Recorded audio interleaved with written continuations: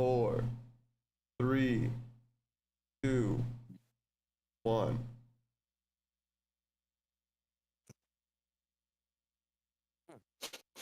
We're getting so old, man. We're getting so old. 30 deep. It don't make no sense, man. What's going on, everybody? Hope y'all are doing well. Welcome back to No Cooldown, the 30th edition. 30 episodes. The big 3-0 is here, man. And yeah, we feeling old as shit. At least me. I feel a little bit older as shit. Like, damn, we've been putting in work. It's 30 episodes down. Of course, we are here with our podcast partner in crime, the host with the most as well. It is When Easy. How you doing, sir? I am dying from allergies, but we're here. You know, we're moving along.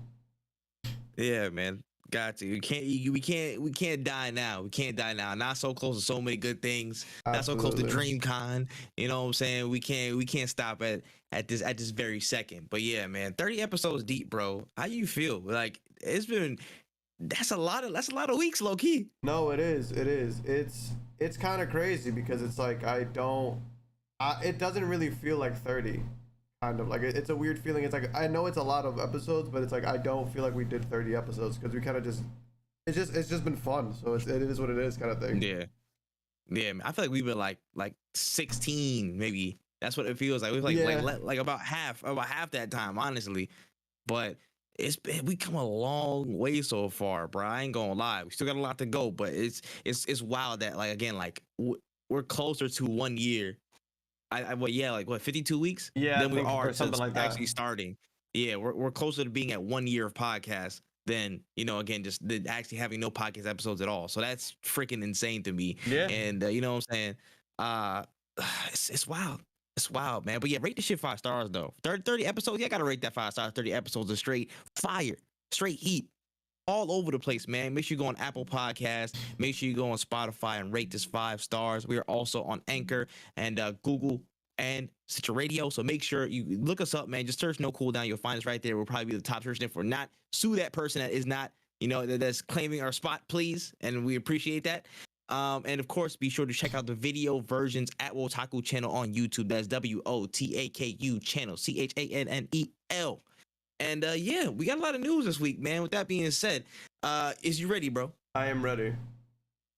Let's get this, man. Let's get into the warm-up. Got a couple of stories before we get into the main ones. First and foremost, so apparently like a company named Polium is planning to release some type of console called the Polium 1, which is a Web3 NFT gaming console, which is the first of its kind, that we've heard of in the world. It's supporting multi-chain console gaming on Web3 with game ports and new titles being made for it. Interesting, cool. NFTs is like but some of the buzz around it, I think most of the buzz has stemmed from the logo of this console that's coming. As people point out, it has a striking similarity to the GameCube logo. If you look closely, just like you just rotated the image a little bit, changed the colors, add maybe a couple different strips.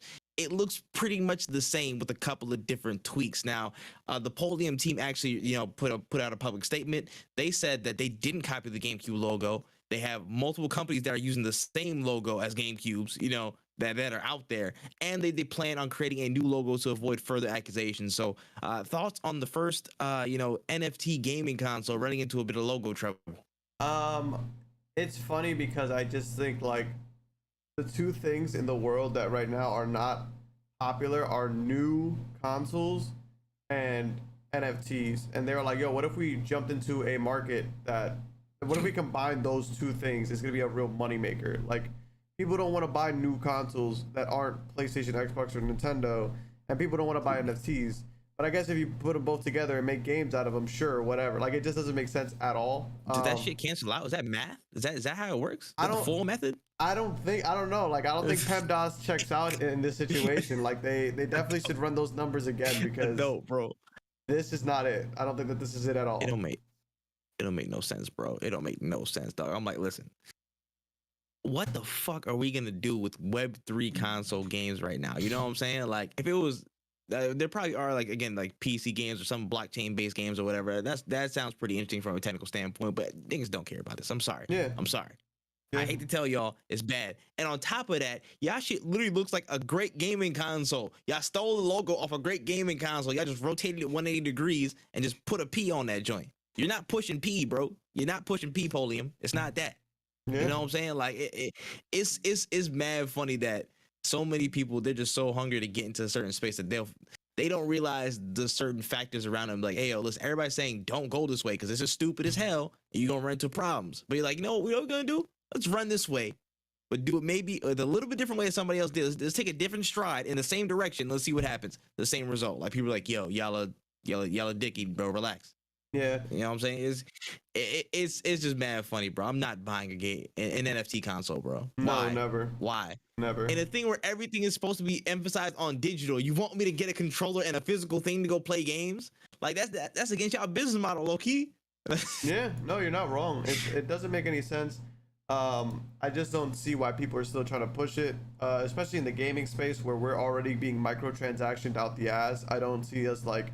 The thing is that like we're already being microtransactioned, but that doesn't mean that we're excited for more microtransactions. It's not like we want Literally. to be microtransactioned. It's just happening. Yeah.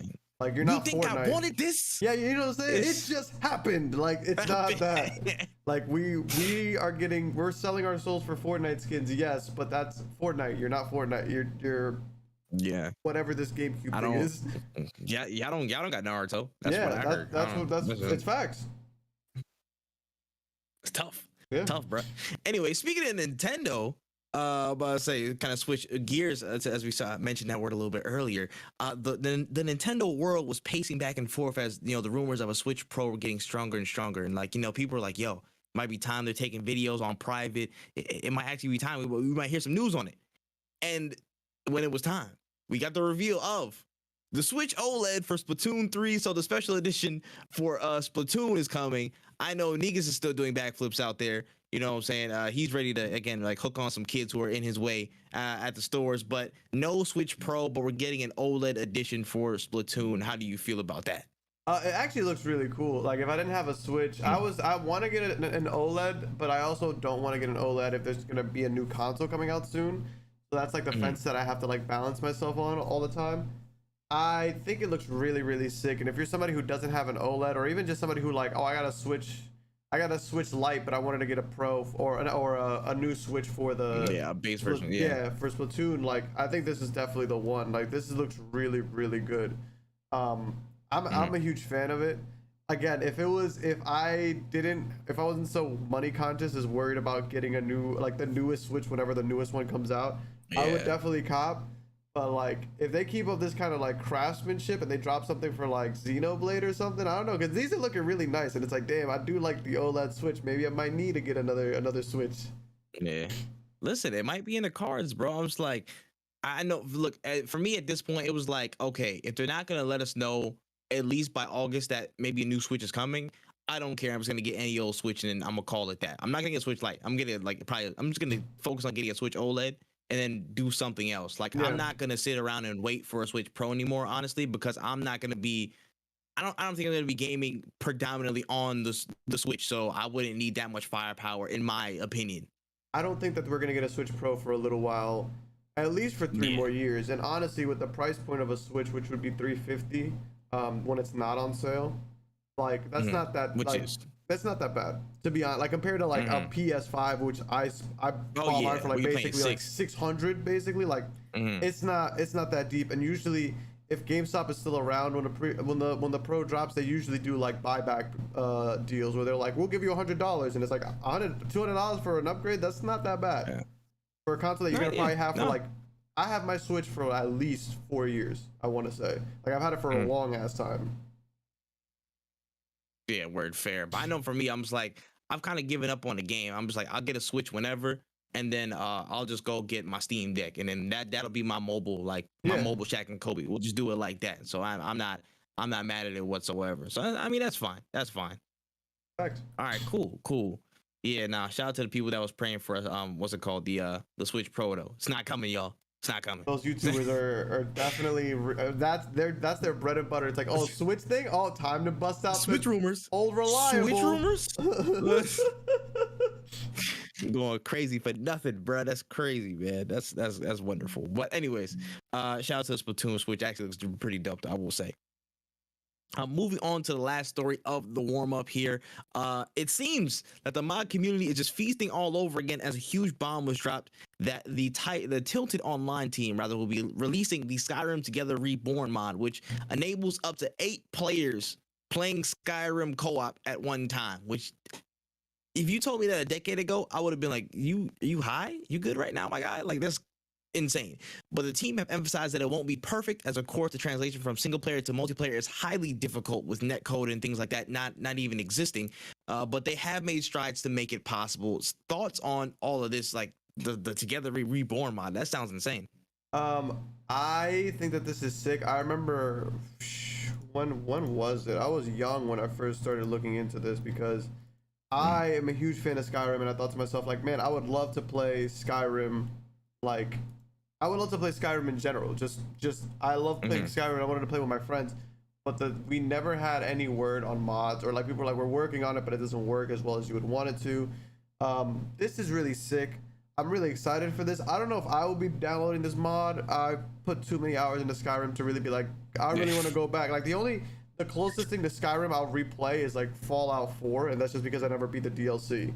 Like, I love Skyrim. I put a lot of hours into it. This co-op mod is sick.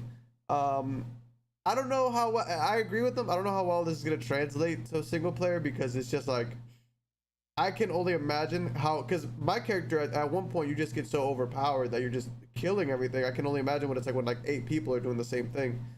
So yeah, I am happy that they're doing this. I'm happy that the mod communities are really out there, still bringing life to these old games that people still love. Shout outs to them, man, because they're doing good work.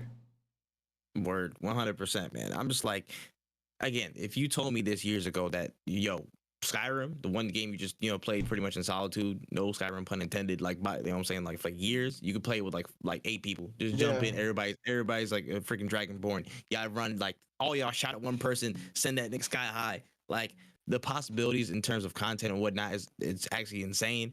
I would download this and play this just to, like, again, get back into the world and do some content stuff for it. Like, again, I'm in the same boat as you at this point with, I've put so many hours into Skyrim. I played all the DLCs. I got like 3 different editions of it. You know what I'm saying? Like, it's been well consumed on my part. But for this, to at least try it and see what was going on, just like, just to fuck around a little bit and see, how people are in the open space, how you interact, like what breaks and what doesn't. I mess around and play this for a little bit. But again, just for the greater impact of this, bro, like, it's crazy to see how far mods have come. Like, I don't know if you saw it, but I think somebody picked up it was a Fallout London mod. They redid all of London. They did a whole crazy update and stuff. I think those guys got hired on an actual dev team for something. I don't know. I think it might have been a Bethesda project or something like that, or a Bethesda team that actually recruited them. But it was so crazy just to see how far people can push it, and how that's recognized by,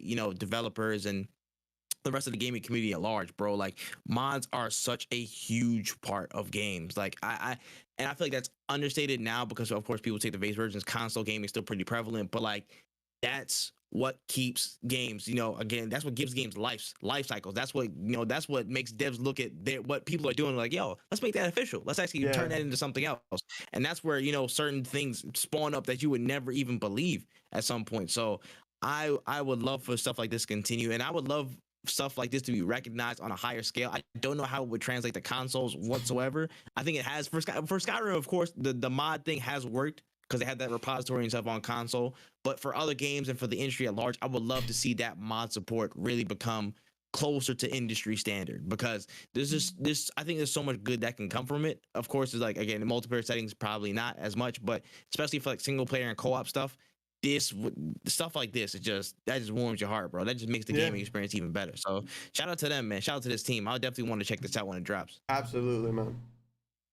100%. All right, let's get into the main stories for this week. Starting off, finally, we got that release date for God of War Ragnarok. Alongside a new cinematic snippet, we got the official date of November 9th, 2022 for the release of the game. It's on the way. It's actually here this year. They wasn't lying. They wasn't, they wasn't, reneging on their statements that was trying to aim for 2022. It's actually coming through. What's going on? How you feel about it? It's actually kind of crazy because like when with this game, if they were gonna delay it, they would have already said it by now. I feel. Um, so like when I didn't hear anything about it, I was like, we're probably gonna get it delayed, but it's kind of soon to November for them to like. I feel like we would have got it delayed. I want to say in June or like in like Game Fest. Yeah, So I was like start of summer. yeah, but the thing is that this game was super quiet after the first trailer dropped. It was so quiet, in fact, that I didn't even know the trailer like there was a trailer drop. I watched it, and I remember I had to rewatch it like not too long ago. I was like, did a Ragnarok ever drop a trailer? I don't think they ever did. And my friend was like, nah, dude, we watched it. Like I remember you were watching it with me. I think it was like Game Awards or something like that. That was the last time we saw it. And I remember I was like, no way. Then I watched the trailer. I was like, oh, I definitely do remember this. I'm like, damn, but this game has been so quiet. We heard nothing from them. I'm happy that it's coming out in November. It is a great time to be a PlayStation owner. You got Horizon. You got God of War. There's just so many games on that console now.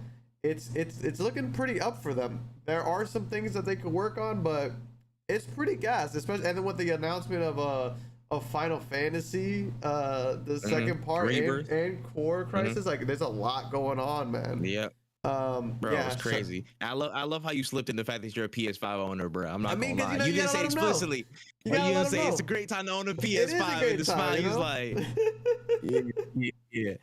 Facts, bro. That's crazy, bro. Yeah, I can't wait to see it. November 9th is a pretty solid day too. Like that's early November. I'm all about this. I'm very much all about this. I have like a work retreat after that date. I don't know. I'm gonna have to bring the PlayStation with me on a work retreat because I don't know if I'm gonna be able to stop playing this game. Bring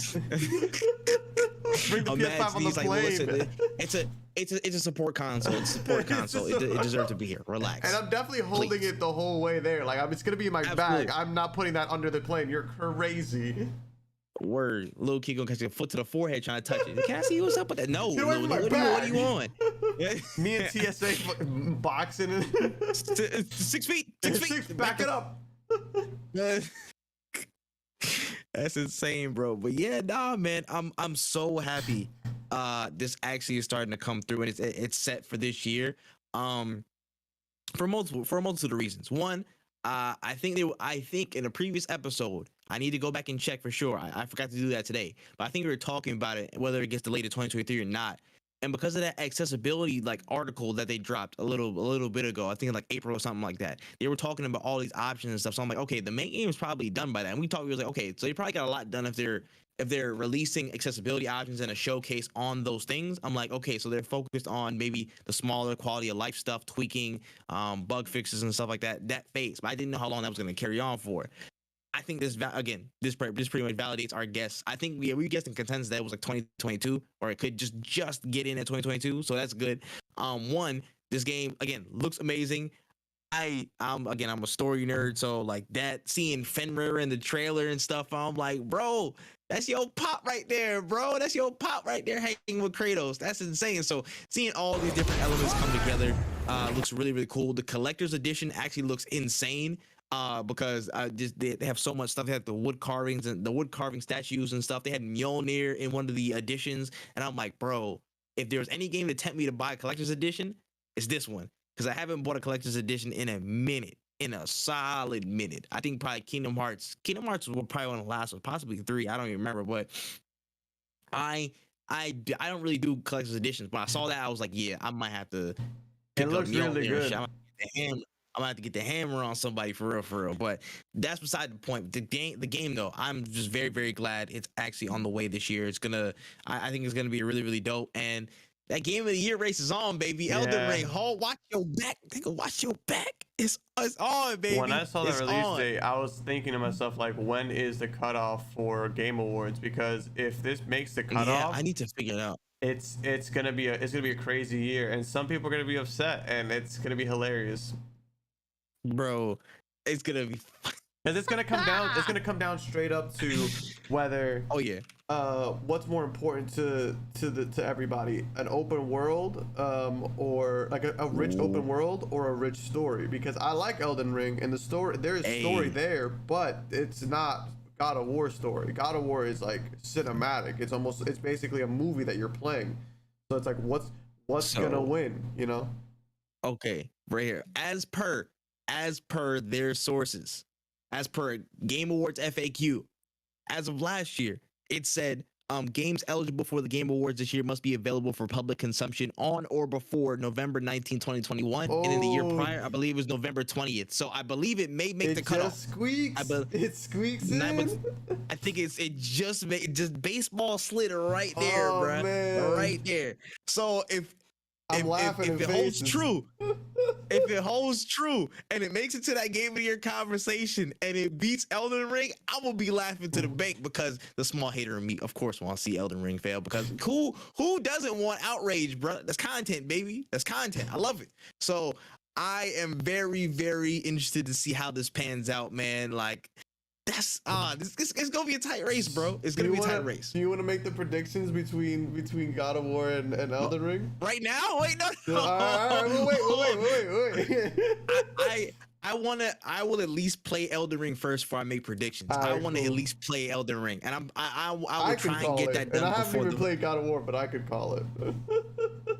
Hey, listen. I know how Jeff gets, bro. I know how Jeff gets. So I'm like, I don't know if they want to hand it one way or not. The votes might be crazy. I think it'll be a really tight race, though. It's gonna be tight. It's gonna be super tight. Super tight, bro. And I'm just like, either game it depends on worthy. how. Yeah, and it's just like a lot of different factors, bro. Like God of War's coming in with the recency bias as well. Like it just dropped at that point. It's gonna be just dropped. So I'm like, I don't know how much of an effect that would take on something. And a strong, you know what I'm saying? Or base. especially this race, and of course, again, so Sony fan base is like rabid for this game. So when it comes out, they're gonna be supporting it to the hill. You know what I'm saying? Like I want this game to do well, of course, because God of War is my shit. Like it's one of my favorite series of all time. So like I want it to do well. Everybody wants it to do well, but like how big of an effect would that have? But it's insane to think about, bro. But Elden Ring would have that staying power to be relevant all throughout this year. Yeah, no, fact. That's also crazy. It dropped in March and now it's still being like crazy, like widely played. Like it's low key unprecedented, man. So this is gonna be one of those races for the ages, man. It's gonna be one of those races for the ages, man. Like it's gonna be.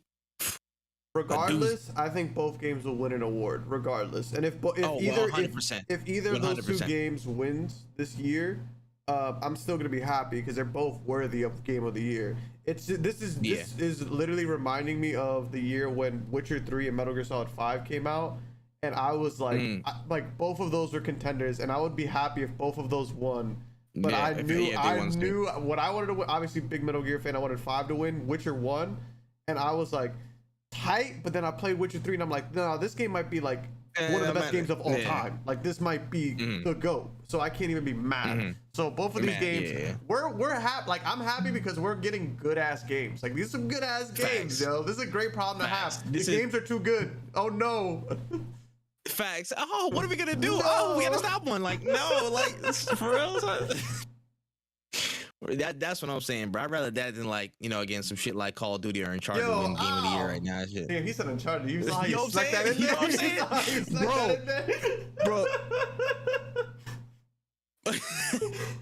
Bro, oh man, nah, that's the craziest thing is I'll go like a super Uncharted hater now when I actually like the series, but niggas be mad overrating it, bro. Niggas be mad overrating it. It's crazy. But anyways, it'd be crazy if they even snuck Call of Duty into that conversation. Unless if Call of Duty somehow turns out to be insane this year, I would be the most surprised. I would be the most surprised of like all time, bro. Don't hold your breath. It won't be. It won't be. Yeah, no, it if won't. I'm but wrong, I'm saying, I'll buy Tripp Call of Duty. I'll buy it for me and him.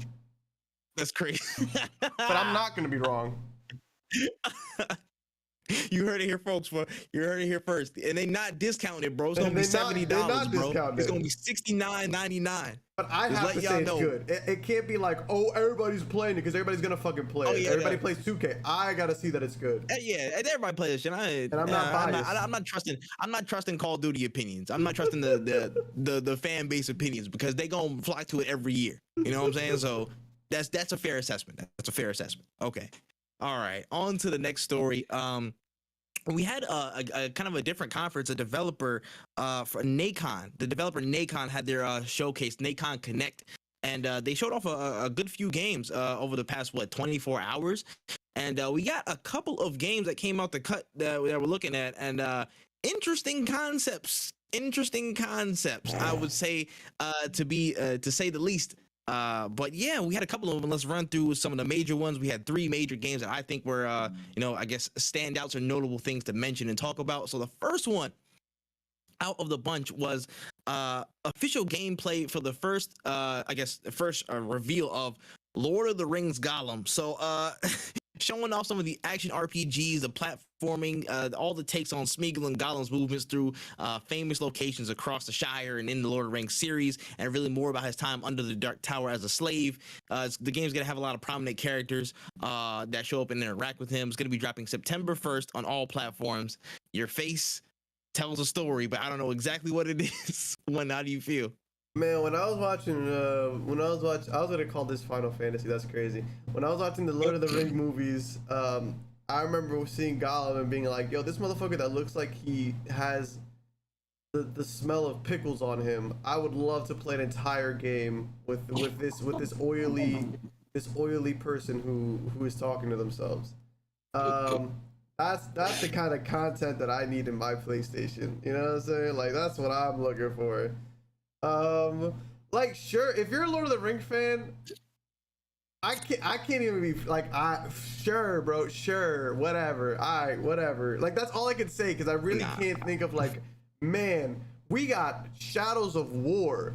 That game was insane, and it's like, yo, but now we got Gollum, and it's like, no, but like Shadows of War was like a cool Lord. Why don't we keep doing that? And they're like, no. I don't think you understand. You get to sneak around as somebody who looks like they eat cat food for like a good meal. Like, I'm good off that. That's cool. Bro, like the stuff they showed him crawling. The whole trailer was him crawling. Bro, my man was crawling and climbing. That's what I'm crawling and climbing. Like, that's and talking to niggas. You know what I'm saying? Like, all right, sure, whatever. Somebody's happy. One person's happy, at least I know. Yeah, I'm about to say shout out to the hobbits and them. Shout out to the hobbits and them. But yeah, for me, I'm just like, I don't care, bro. I don't care about Gollum, bro. I really don't. I'm sorry, y'all. He's gonna have some great dialogue between him and himself. Like, it's gonna be cool, but I don't care. For real, for real. You could have gave me a game about Legolas. You could have gave me Aragorn. You could have gave me anybody else. And I would have been like, oh, shoot, this is mad fire. Again, we're in the Shire. We're going to do a bunch of combat stuff. But this is just, like, again, a glorified Little Nightmares with Gollum in the cut. That's literally, it's going to be a stealth game, just Gollum in the cut. Like, I don't care about that, bro. They should have just made it a VR experience. That would have gave literally a better experience. If this was VR, I would have been like, that's fair. Cool. I give you credit. It's actually a pretty decent experience if you're going to be Gollum in that point of view. But a whole action RPG. You're swimming, you're platforming, you're doing all this as Gollum. On September. That joint is in September. In September they're dropping this. At the start of fall, when all these games is dropping like crazy. Like, this is JoJo's, and this is like, I'm a JoJo's fan, so this is very biased. But JoJo's is dropping the day after this. And then you got the continuation of Splatoon on the 9th. Like, there's so many games dropping. You really, you got it, bro. That's all I gotta say. Y'all got it. Y'all did it. I'm gonna keep it a big stack with you. It's like if a Harry Potter game, you're like, oh yeah, you guys know this game Hogwarts Legacy? Oh yeah, that game about to be fire. But nah, we not about to do that, bro. We about to do this whole game on Dobby though. This Dobby game about to be the shit. This Dobby game right here about to be crack right here. Like, that is actually what it is. Like, you're not wrong. That is actually what's going on here. Like, why did you go so far left? We do not want that. We do not want that whatsoever, man. Like, I wish this game well. I will say that. I will wish this game as well as possible. I hope they prove me wrong and it's actually a crazy good game. But from what I see, I do not care. I honestly don't. I should have did the Call of Duty bet with Gollum. I should have said that instead. I'm like, this might be a safer bet. I'm going Doc. Bravo Sticks, I'm going Doc. I don't want this game to do bad. I just don't know who this is for, but sure. I honestly, like, again, shout out to like the 8 Goblin fans out there. Yeah, y'all winning, I guess. Moving on to the next major announcement of the Nacon Connect showcase. We had the reveal of Robocop Rogue City.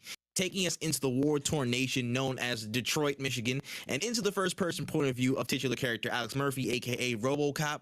This is an FPS shooter with the famous targeting system and weapons from the film, and even has voice work and the likeness of the original Robocop actor Peter Weller. It's releasing June 2023 on all current gen platforms and PC starting last gen. Thoughts on this one? It actually looks pretty solid. Like, I actually was watching this, and then I got scared because I saw the release date was June, and I thought it was June this year, and I was like, "There's no fucking way they missed that," because I didn't hear anything about this. So then the game's ass, and then I read it like 2023, and I'm like, "Oh, I can't read." Yeah, it looks really interesting. I like that. Like, I saw like the targeting acquisition, like auto aim and shit, and I was like, this could actually be really fun. It looks interesting. This is actually, out of their whole thing, this is actually the one game that I was actually the most excited for. A Robocop series isn't bad. Like, it. I don't know what, because I don't really know too much about like this company, but it just seems like they're big fans of movies, because like, yeah, they grabbing all these IPs out of nowhere, bro. They taking a lot of. Now that's not all they have, but like their flagship one, like the biggest ones that I saw, they had like the most views and stuff like that, were like these, the ones with IPs attached to them and stuff. I of course, obviously, so because people are gonna like take to the franchise or whatever. But it's like, oh, they're trying to lead from the front with these. And I'm like, okay, they I hope they're good though. Yeah, hope they're really good. But for this Robocop joint, it actually looks pretty decent. I would say my only comment would be like maybe some of the movement things look a little bit like a little bit stiff. Maybe some WD-40 on it, but otherwise, it looked actually like a solid, a solid, probably like, like decent, like maybe like a $40 game, $30 game, something like that. Come through, shoot it up with Robocop, say some cheesy ass lines.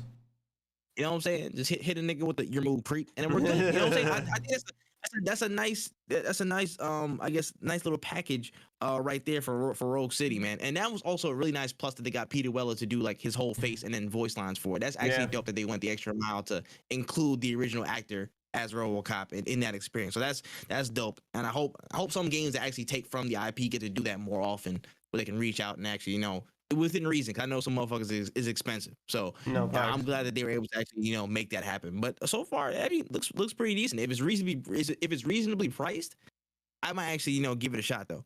For sure. I'm definitely interested as well. 100%. And on to the last story from this Nacon Connect. We had an announcement, a cinematic open up.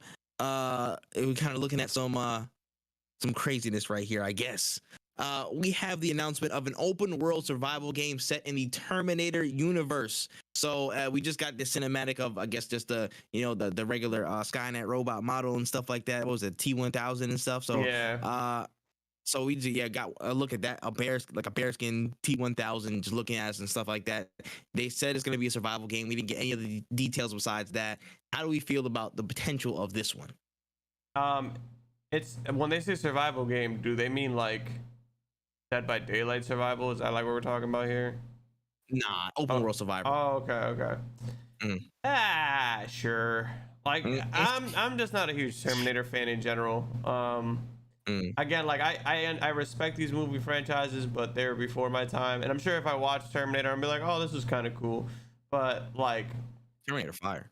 No, yeah, I heard good things about it, and I haven't seen it, mostly just because like I just never really was interested, to be honest.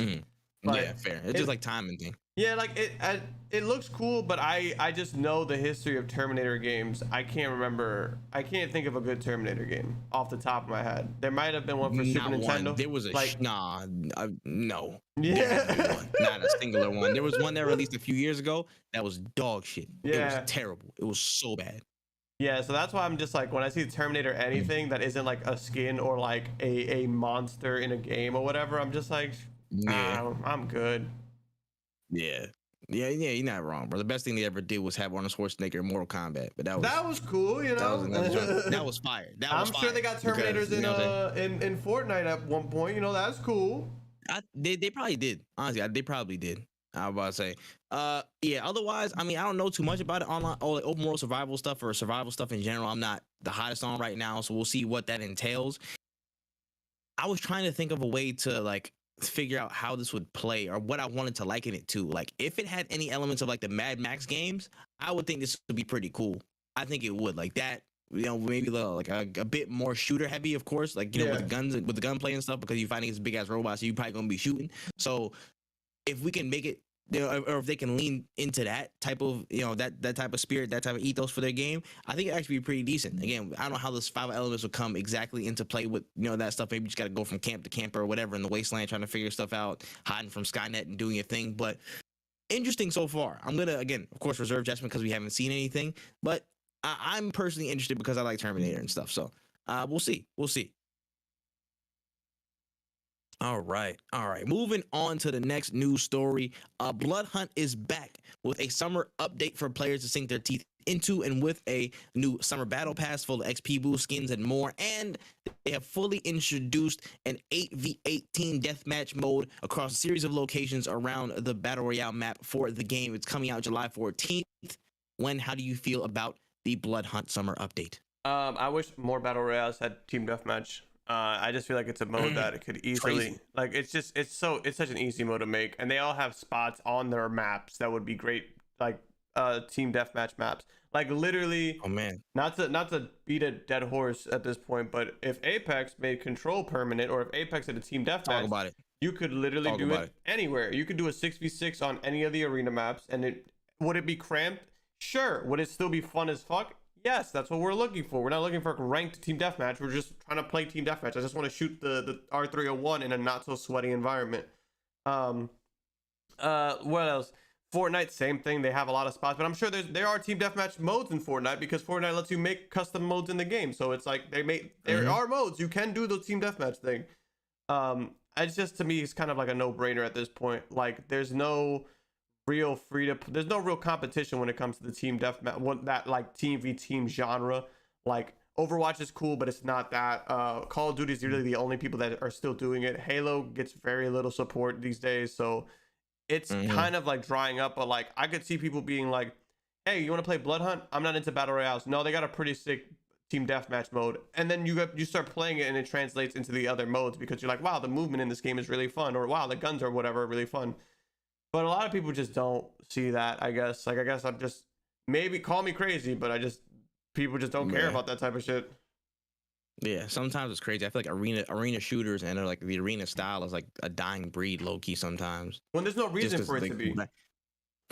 Yeah, when it literally is no reason. And it's such a different lane to battle royales in general, but it's like, yo, when people flock to a good thing, and it's like everybody wants to buy into this battle royale format and because it makes more money. There's like a lot more potential for monetary gains on the developer's part by making it a battle royale type of setting rather than an arena setting. In general cases, I think.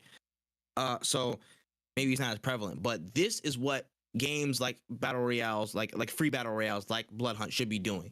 Having this constant flow, a decent, again, space in between certain things. You guys just dropped, they dropped a month or two ago, and now they're dropping a whole summer update with a brand new mode. They have a brand new battle pass, a lot of cosmetics and stuff like that, and that should hold people down for a good little while. And then they follow up with the next update, and the next update with new modes and new something like that. So they're putting the right foot forward, and this makes me want to come back. And I will be playing an 8v8 mode when this drops. I will be testing it out.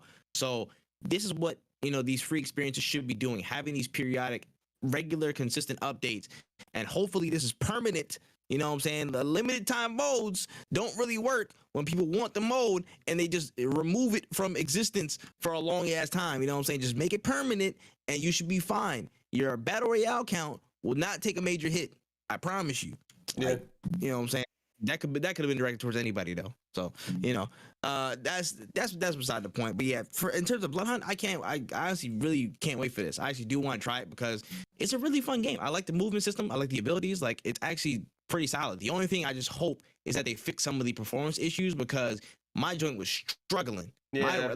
My rig ain't even that bad, bro. Like, my joint was struggling. Like, on any set, I'm like, yo, what is going on? Yeah. It don't make no sense. So it was barely streamable for me as well. And I'm like, damn, that's a shame right there. I wish it would be a little bit more consistent on that front. But as long as they fix that and they keep that content flowing, I think this will actually be a really good addition to the game so far. So yeah, good stuff. Yeah. All right, on to the next one. This man went this morning. This man was like, "Hey, yo, get on your job, my nigga. What's going on?" Says we got some updates on shit. And this was the story that he sent me. So Ubisoft pulled up for a specific showcase, a specialty showcase, rather, talking about the latest of Skull and Bone. Now, while there was a small technical error that forced the entire stream to crash and restart live, we got to see a lot of how the game is shaping up to be. We saw a couple of things, from the progression of ship customization, from the small hunter-gatherer boats that you get at the start of the game, to full-on warships, some of the crafting and material building systems where all the ships are based on building. So it's not like, oh, certainly buy things. You have to get materials as well for them and just build them all up. The ship builds that have varied strengths and weaknesses, so kind of thinking of them as more contextual tools, and certain things have different, I guess, specialties and abilities that help you in different situations. And the PvE and PvP choices in server selection, so you can start off right into the deep end with PvP, or you can go to PvE, build your ships, and then switch over. A little bit of flexibility on that front. How do you feel about Skull and Bone, When? I am kind of interested. So like I'm interested mostly. I'm very fucking happy that they didn't just do like it's PvEVP or whatever the fuck that shit is. I am a huge fan of PvE. Just leave that shit there. I just want to play my game by myself, or let my friends come in with the co-op, but I don't want to have to fight other pirates. The reason I like this game I feel like missed its mark by 3 years. I feel like if this game came out 3 years ago, it would have been amazing. It would have been a staple in Ubisoft. We would be asking for more Skull and Bone games, because it looks really good. But its biggest competition right now is Sea of Thieves, which by no means are they the same game, because this game looks like it has way more progression. It seems deeper than Sea of Thieves, where Sea of Thieves is just, you hop on, you play with your boys, and then some people might sail and attack you. You might be in a server with other people. And after playing games like Sea of Thieves and Raft and all these other like games where I'm on the open ocean, it's not that there isn't a demand for this kind of a game, but it's like, you should have followed up with this after the big success of Assassin's Creed Black Flag. Yeah, like that's when you should have followed up with Skull and Bones. And strike while the iron's hot. Yeah, because like now we've kind of gotten that. I've scratched that itch of having like my own boat and being a pirate and all that stuff. So like this game looks good, but it just could have been so much better. Will I still be buying this? Probably, because it looks really fun, and they have PvE mode, so I don't have to deal with like fighting other people for stuff. That was my biggest gripe with Sea of Thieves, is sometimes I just want to be a pirate with my friends and not have to worry about getting griefed. And there's also a lot more progression too. That was my biggest issue with Sea of Thieves, is that like everything is cosmetic. Like you don't really upgrade your ship to do more than everybody else. It's just like, hey, you can make your ship look cooler, whereas this is like more of a progression system, more of a like a little bit of a grind, and I actually like that. So I'm happy that this game came out, because this game got announced so long ago. So long ago, like so long ago. 2017? Something like that. I wasn't even a content. I didn't know anybody who I know now in the content creation space. I don't even know if I was in college yet. Like I might have just gotten in college, because I remember watching this. It might have been 2017, E3 2017. Yeah, like maybe I think I was just starting college. I was in the PS4 chat. Same. Like that's how nuts. That's how old this shit is. Yeah, bro. I had a ball fade, bro. I was sporting the skin tight, the one on the razor, bro. The one on the razor. That I know what you mean. That joint is crazy, bro. But yeah, just in terms of Skull and Bone, I thought it was actually pretty interesting. To be real, I was expecting a lot less than what was going on. I liked that there was, again, it wasn't just, oh, you upgrade your ship and you get one ship that you use the entire time and then that's it. I really like that you have different contextual ships for different things, so you're not using the same one all the time. You don't have that one destroyer that you just put everything into. There's speed ships, there's cargo ships for certain missions. There's more attack ships, there's more defense ships that hold certain things, like frigates and stuff you have to like work with and just do depending on the situation. I like that you have to assess it in a different way and use more than one actual, like craft, and just, seafaring machine or whatever to basically get on track and do what you got to do in terms of different missions, in terms of PvP. I really, really like that they made that choice. And the fact that it's, again, building on crafting materials. So it's actually, pushing you to go out and explore and see where different things are to get your materials. You have to go through it. Maybe you go to outposts and trade certain stuff. I don't know exactly. I guess I don't know what the on foot, I guess, mechanics are like. Yeah, if you're like raiding a ship. I don't know, that still is mad wonky to me. And in that sense, I would favor more Sea of Thieves. If elements of Sea of Thieves, just like traversability as a singular player without the ship, like fed into the concept of Skull and Bone, and then they kept their progression, their customization, their approach on crafting and materials, and again, just setting up that world.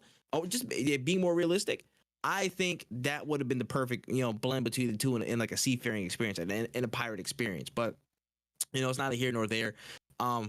Honestly, I don't think I would like buy it day one, but if it came on sale, something like that, I would low-key give it a try, because I mean the Black Flag mode and actual ship stuff, like it was pretty fun to me. Like going around, motherfuckers singing sea shanties and stuff. So I'm like, I don't mind it. But again, I must concur with your point that it's like several years too late, bro. But that seems to be a hallmark of Ubisoft. They might be behind the cosh for a few different things, and we can get to that later in a different part of the show. But I mean, Skull and Bones so far actually look pretty decent, man. Yeah, y'all kudos for that. The only thing is that, like, depending on how this comes out, and of course this might be me over speculating or whatever, but it's just like what you said about being the single player thing. A game that I think did that really well when they like started doing one thing and then transitioned into another one was Elite Dangerous, which is a space exploration game. And I remember that game was you're just always in your ship. You're always in your ship. And then they dropped an expansion that was like, now you can start taking rovers onto planets. Instead of doing it all in one go. Because I think that the ship battles could be really fun, but if you try to do two things at once and it's not working, I think you should focus on the ship thing. But hey, they've been working at this for at least 5 years now, so I feel like you have time to iron out both things. So go crazy, but hey, if you gotta if the shit on the land isn't all that crazy, bro, drop that shit and let's focus on the primary thing.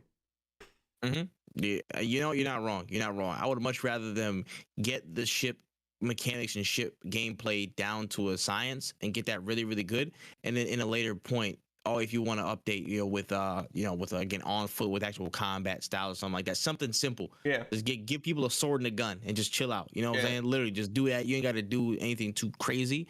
Just something that's again just pretty simple, pretty straightforward, and people can get from point A to point B with it and actually have a little bit more fun.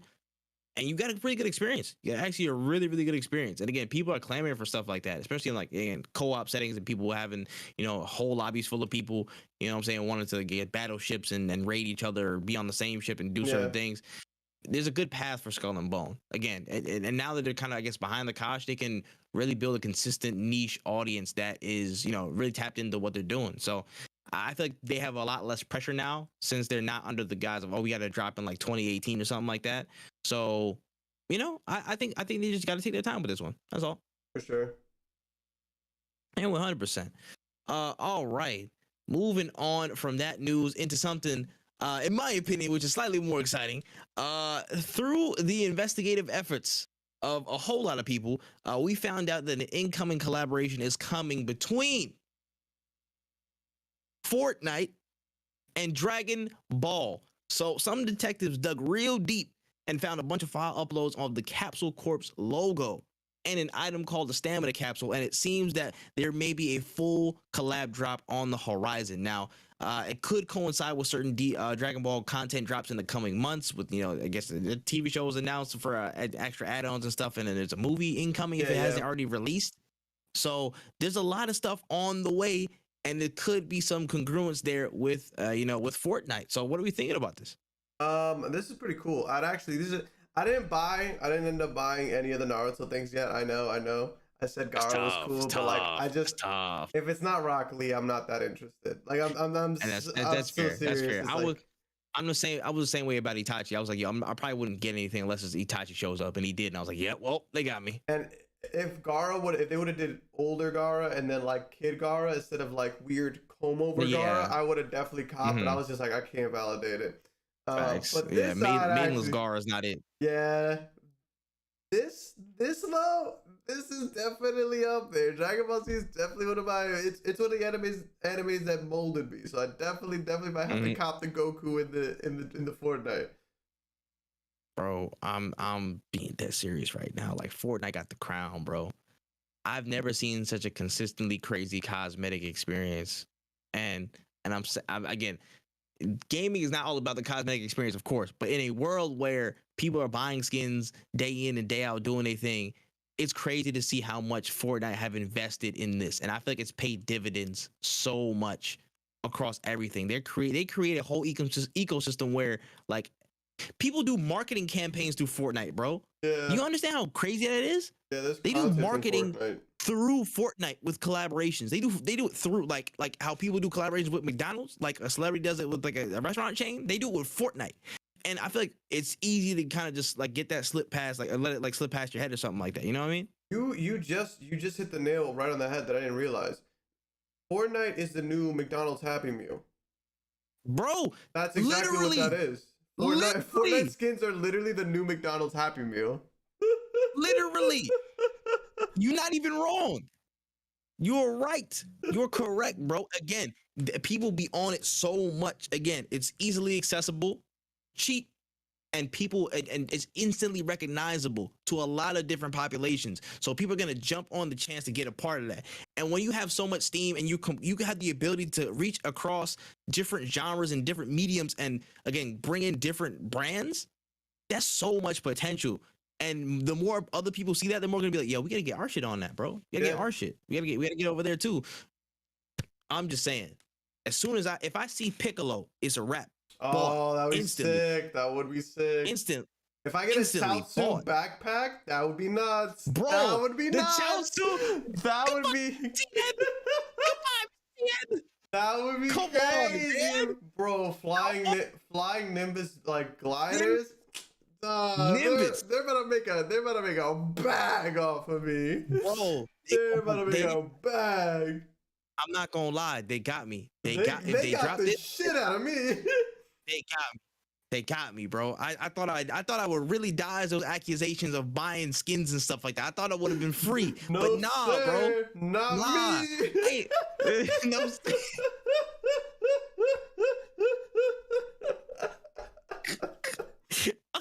Oh my god, bro, it's crazy to think about how much potential they got, bro. Like there's so much stuff you literally put in there, bro. There's so much. Like I don't even know where do you even begin.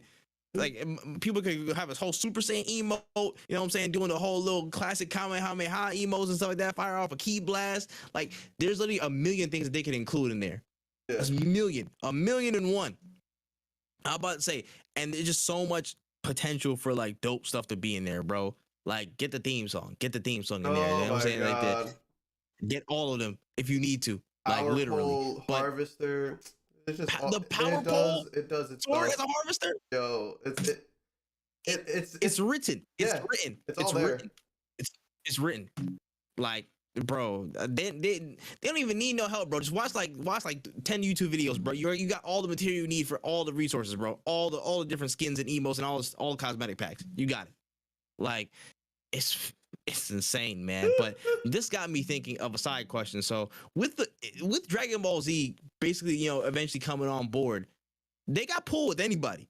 They got pulled with damn near anybody, bro. They got Disney, they got anime, they got hella anime studios, and they got different hella movie franchises, bro. Did they have Fast and Furious in that hole?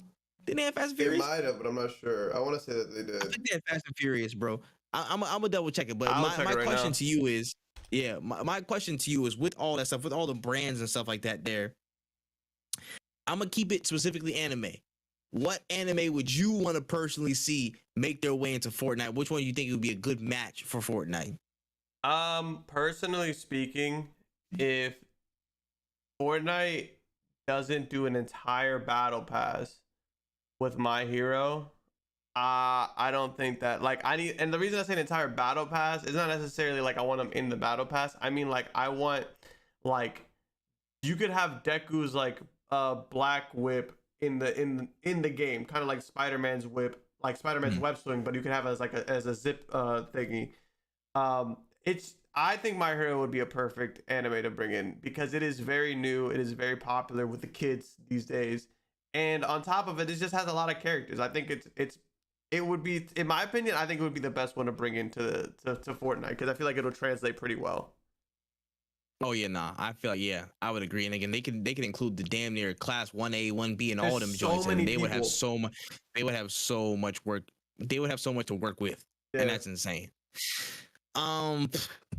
My personal pick, and this is of course personal, but I I mean, if you know me long enough, you know what I'm gonna say, bro. I just want Yu Yu Hakusho, bro. I knew there, when bro. you said the personal pick, I was like, oh, it's you. Just give me it, bro. Listen, I want to be able to have Botan's broom as a whole rideable, bro. That is a glider. She just sitting on the side. Yeah. That's crazy. 4 bar sword, bro. As a harvester. Come on, man. It's too easy. It's too easy. There's so many emotes and stuff. Yusuke got like 5 different outfits. Give him all the styles. You know what I'm saying? Drop that on him, bro. Kurobaro's Rose Whip. Put on the back. That's a harvester in and of itself. And most importantly, since I saw the other day actually that they had like Biggie's music pack in there, the actual music pack. You can dead ass put Smile Bomb on there. You can put Smile Bomb on there. If you put that on there, the street's going up. I will give you everything. I'll empty my bank account right now. I'll do it. That would be cool. I'm serious. Fortnite, I'll do it. Like, you think it's a game, bro, but I think that would be pretty dope. I think there's actually potential for that to be a nice, like, smaller pack. Like, it wouldn't be as big as a Naruto or anything like that in terms of like the length of stay in the store, but it would be a really, really dope pack. I feel like it would be nice. It would be nice. Would be dope.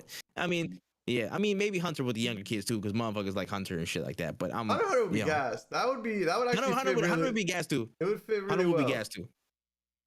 In fact, there's too many characters. I think there's too many characters to not include in like an extended pack for Hunter. The only reason I would say not Hunter is because God and Killua are like small, and like the character models would be weird if you made them full. Unless you do Killua. I mean, Gon you can do because strong Gon, but like it would be Killua you probably couldn't. Yeah, you're right. Unless they like literally like extended their whole they're just like extended their whole jump. That would be weird though. Yeah. That would be kind of crazy. But hey, listen, it's potential, bro. Fortnite got the juice. They got the juice, man. And I feel like Dragon Ball, that's a huge move, bro. I feel like that's the one that's gonna be like, everybody's gonna look at it like, holy shit, they've been cooking, but this just takes the cake. Yeah. 100%, man. All right, moving on to the next story. According to a report from IGN, Bungie is apparently at work over a potential mobile game surrounding Destiny. Now, rumors tell of Bungie collaborating with a Chinese tech company named NetEase, where an employee of the latter company had information on LinkedIn that cited work of an unannounced FPS mobile game with Bungie. Now, also there was murmurs that the game would be standalone instead of connected to Destiny 2, so it might be its own little experience off to the side. What do you think about this? I don't really need it. That's kind of how I feel. I have the Destiny app to switch my guns over from character to character, but that's really about as much Destiny as I need on my phone. Personally, I feel like Destiny needs to start reshaping its monetization strategy, because paying for every single piece of content is just not it, in my opinion. And I think that they could bring a lot more people into the fold of Destiny, or bring people back to Destiny, if they just release content that you could play without having to pay for it. Because I remember, I think one of the newest expansions was like, oh, if you want to play, I remember we were trying to do like a 3-person like dungeon or whatever. And we got Panda to the level that you needed to be to like grind out and get gear for it. And I remember she wasn't even allowed to play the dungeon because she didn't pay for like the $30 pack or whatever. And I was like, there's one thing of not giving you the loot for doing the dungeon, or not letting you get like the exclusive loot, because like one of the biggest rewards was one of the best rocket launchers in the game. There's one thing of like, you can play it, but you can't get the best gun in the game from this drop. Like I would have been okay with that, because I'm like, at least you still get to play with this, you get to enjoy the content. But not being able to touch it whatsoever was super fucking ass. And I was like, well, this is just not worth it. Like I don't want to spend $30 every time you drop something new. Like that's crazy to me, is that for a new mode, and it's not even something new, it's just a new mode of something. Like they have dungeons. For something new to play, I have to pay every time. Like that's crazy. Yeah, that would internally piss me off. And you gotta pay for the modes, and the battle pass are separate. Like it's not all together. It's like I want the battle pass, I gotta pay for that. I want this mode, gotta pay for that. Oh, we're also dropping this pack over here. Oh, is it free? Fuck no, you gotta pay for that too. So it's like, I don't think you guys need a mobile game. I think you guys need to fix your game. Like I've talked to multiple people who love Destiny, who played it for a long time, who've said the same thing. Like, we like Destiny, we just don't want to have to pay for this amount of money every single time. Even when you bought everything, bro. The Witch expansion, the newest expansion that came out, that one did not include the battle pass. I don't think. Like to get the battle pass, you had to pay for that shit separate again. Like there's just too much money I have to spend on this game. You might as well make me pay like the Final Fantasy price of like 15 or 20 bucks a month, and I get everything. Because basically that's what you're doing is when you release content like once a month or whatever. Yeah, no, I feel that, bro. It's like in terms of the mobile game itself, again, I feel like and nowadays if you're a major FPS shooter or something like that, you have like a good 40% chance you're probably gonna go mobile. You're probably gonna go mobile because there's so much money potential in there. So it's obviously gonna try and find a way to make it to that avenue. And really, again, try and rein in money. I don't know how that would even work. I don't know how Destiny would even would it just be what's it called? What's the multiplayer name of the mode? Yeah, would it just be Crucible? Would it just be pure Crucible and stuff like that? Would it just be a bunch of Iron Banner events? I guess would it just be that? But like I just wouldn't even I wouldn't even play that on my phone. Like I wouldn't do any of that stuff on my phone. That seems super intensive even for mobile now. You know what I'm saying? Like the mobile's come a long way, but I don't know how that would translate exactly to to something like this. I know Apex Mobile makes sense because they have certain tweaks, but I'll be curious to see what tweaks that they make to make a mobile version, a mobile experience look viable. That'd be pretty interesting to me. Yeah, in terms of the pay structure and stuff like that, I paid for like maybe one Destiny 1 DLC. I maybe paid for like that one, like what was it the Moon DLC, whatever the hell it was called, whatever expansion pass was. Crota. Yeah, Crota. Yeah, literally that Crota shit. That was like the only thing I did. And I was like, all right, cool, I'm done. I'm good. I'm not gonna be paying for that shit every time from then. And I haven't came back to Destiny whatsoever. So I don't know. My hands are kind of clean of the franchise. I really don't feel like coming back unless they drop a Destiny 3 and then I'll like maybe jump back in to see how they did it. But this might be a spot where maybe PlayStation might want to look into, again, how we talked a little bit about how maybe including DLC and season passes and battle passes on a system like on a Xbox Game Pass or a PlayStation Essentials would be a really good move for those services. Maybe that's something PlayStation should be looking into. Like I know they're again, what's it called? Bungie's operating independent of PlayStation in a lot of respects, but then they're not under the umbrella. So I think this could be a real smart move on PlayStation to really like pull up and be like, hey, listen, we want to add this deal and add a little bit of punch to the PlayStation Essentials. We're gonna add some punch to those tiers. So it could be a really good way to just 1-2 punch or rectify the problems that have been going on internally with the payment system and the monetization model for Destiny and add some real value to that PlayStation Plus subscription service. I completely agree with you because Xbox has that now where like Xbox games, I'll log into Xbox Game Pass right now and they'll be like, oh, you got a Fall Guys skin for free. Here you go because you're on Game Pass. Like they need to have stuff like that. And I think that this would be a great way of doing it. Like, hey, I know that you don't want to pay for every single bundle that comes out on Destiny. So if you're paying for premium, here is your shit for free. Like just go ahead and sign in and you have it. And the thing is with premium is that like, because it's happened to me on Bungie, they make real sure that whatever you log into an account that didn't purchase the thing, because like there's times where I'll log into my Steam account on Destiny where I don't have everything. And as opposed to my Xbox one, if I sign into my Steam one, they're like, well, you don't have this content, so you can't play it. So I'm pretty sure it'd be super easy. And you ain't got shit, homie. Exactly. It'd be super easy for them to just be like, oh, you ran out of PS Premium? Sorry, you can't play this, whatever the fuck, but we'll see. We'll see how much they're willing to change. Yeah. How much they're willing to actually make logical sense. But that's beside the point. We'll see. We'll see what happens when we cross that bridge. All right, moving on. Hold up, wait a minute. Y'all thought I was finished? News. The ESA and E3 have officially announced they're coming back in full force for 2023. And with an added twist, the ESA has brought in ReedPop to organize the event, who have curated the execution of several events, including PAX, EGX, Star Wars Celebration, New York Comic Con, and much, much more. So E3, of course, will feature both the physical and digital presence and is set to return to the dance the second week of June in 2023. I mean, thoughts on this? E3, we thought they was, dead and gone, like, what I'm saying, like Justin Timberlake, but they came back.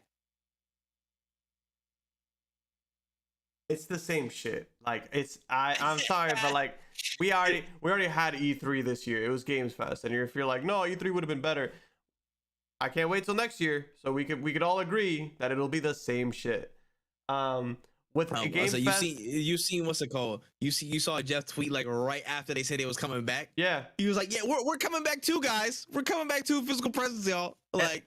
I respect Jeff's hustle, and I understand that he's trying to edge out E3. But honestly, if I were him, I would have let them fizzle out and die. Because I just think that that time of like having, because the thing is that Game Awards became the new E3 when E3 canceled itself, and now we're expecting Game Awards to be shit. So like we can't, no, like not expecting it to be shit, but like expecting for shit to drop on Game Awards. So I don't know why we're still doing the E3 thing when I feel like all the stuff with the delays, like with COVID, the delays got pushed back and all the announcements were made in like the holiday season. I don't know why we're still trying to do E3 when I feel like a lot of the timeline starts lining up more with Game Awards when it comes to announcements than it does with E3. Because we didn't really get anything at Game Awards. We didn't get anything at Summer Games Fest. E3, we might get something. I just don't think that it's going to be as much as we think it is. Like, I don't think there's that many announcements to go around for Games Fest and for E3. And I also don't know what they could possibly announce next year that we don't already know is coming out, because everything that got announced this year is coming out for 2023. So 2024, unless they're doing a crazy ass reveal, which I don't think they will, because if it were something like PS5 Pro or Switch Pro or whatever, state of play. Yeah, it would be a state of play, or it would be in the holiday season, because that's usually when they drop that kind of news. Facts. And I just don't know what more we could be waiting for. You know what I'm saying? Like maybe some Spider-Man shit, but I don't think Sony wasn't even at Game Fest, and Sony doesn't even go to E3. Sony wouldn't let that go until they drop like 3 trailers by themselves. And y'all can have it now, and the buzz is already pretty much gone. You know, or at least the buzz already like fizzled out in terms of its first impact. Yeah, like it's just not. It's I don't really care, I guess, at this point. Unless you're sending me a press pass to either of these two events, I'm gonna watch it at home like everybody else. I'm gonna criticize it like everybody else. And when E3 is just Game Fest, or actually, because they're probably gonna be both at the same time, when they just split up the announcements in between these two events, we're just gonna be like, oh, okay, cool. I'm gonna be watching the Guerrilla Collective because they drop shit that I actually care about, because it's games that aren't super big cinematic trailers for AAA games. Like they're dropping shit that are like, hey, this one guy made this game where you literally beat up everybody up as a toilet, and I'm like, oh, that actually sounds like super fun, so let me go watch that. So you catch me at those, but E3, I'm not that interested. But hey, send me a press pass and I'll change the name of this song. I promise you. I'll just want to say out. in the article they said the press pass thing is opening up like the end of this year. So I'm like, I mean, I'm gonna say what I gotta say, but I'm still applying. Yeah, I'm gonna sign up, and if I pull up, I'll pull up and be wrong. I don't mind being wrong. That's the thing. Please, I would love for you to prove me wrong. I would love for E3 to be amazing, but I just don't see it happening. And if it's wrong, then the thumbnail will be like, and it'll be like, I was wrong, and that'll be the whole thumbnail. I was wrong about E3. I was wrong. I'm sorry. I would like to say all 3 E's. I'm sorry. Nah, man, that's crazy, bro. But yeah, in my head, I'm just like, I am indifferent right now because I don't know what's gonna happen. But I will say, I'm intrigued to see what Repop will do, since they organize PAX, they organize EGX, they've organized certain things, so they have some, some power and some clout in that lane. So I wonder how they can get stuff organized and get some people into the show, especially the physical show, because I feel like that's where the game is won. The physical show, and what we hear from that show, what's on the floor, who do you get on the show floor? Like, can you even who can pull Nintendo? Because I feel like they'd be really selective over certain shit like that. So Nintendo might be a big question mark. Can you even get them to your place and set up shop and stuff like that? Is it possible? I really wonder. So that's a big sticking point. Can you get some PlayStation? Can you get what exclusives can you get? You know what I'm saying? Like, Jeff got Kojima on lock, so whatever Kojima says, he gonna get first.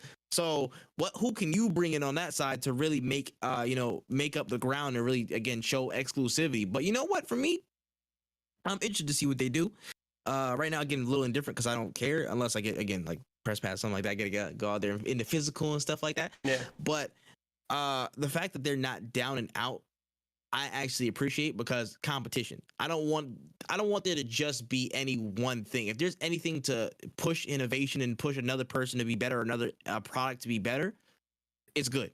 I think it's a good thing. I feel like for the most part, it has been a good thing throughout history. Like, you think about whenever one thing is always monopolized, it's never been like the greatest thing ever. It's always been, oh, did that shit could do so much better. And when the competition introduced, they step their game up. You know what I'm saying? Stuff starts to really click. Twitch and YouTube, freaking, I'm about to say Raw and WCW or something like that. Like again, like the list goes on and on. So I'm interested to see what they do and how Repop actually galvanizes that team over the ESA.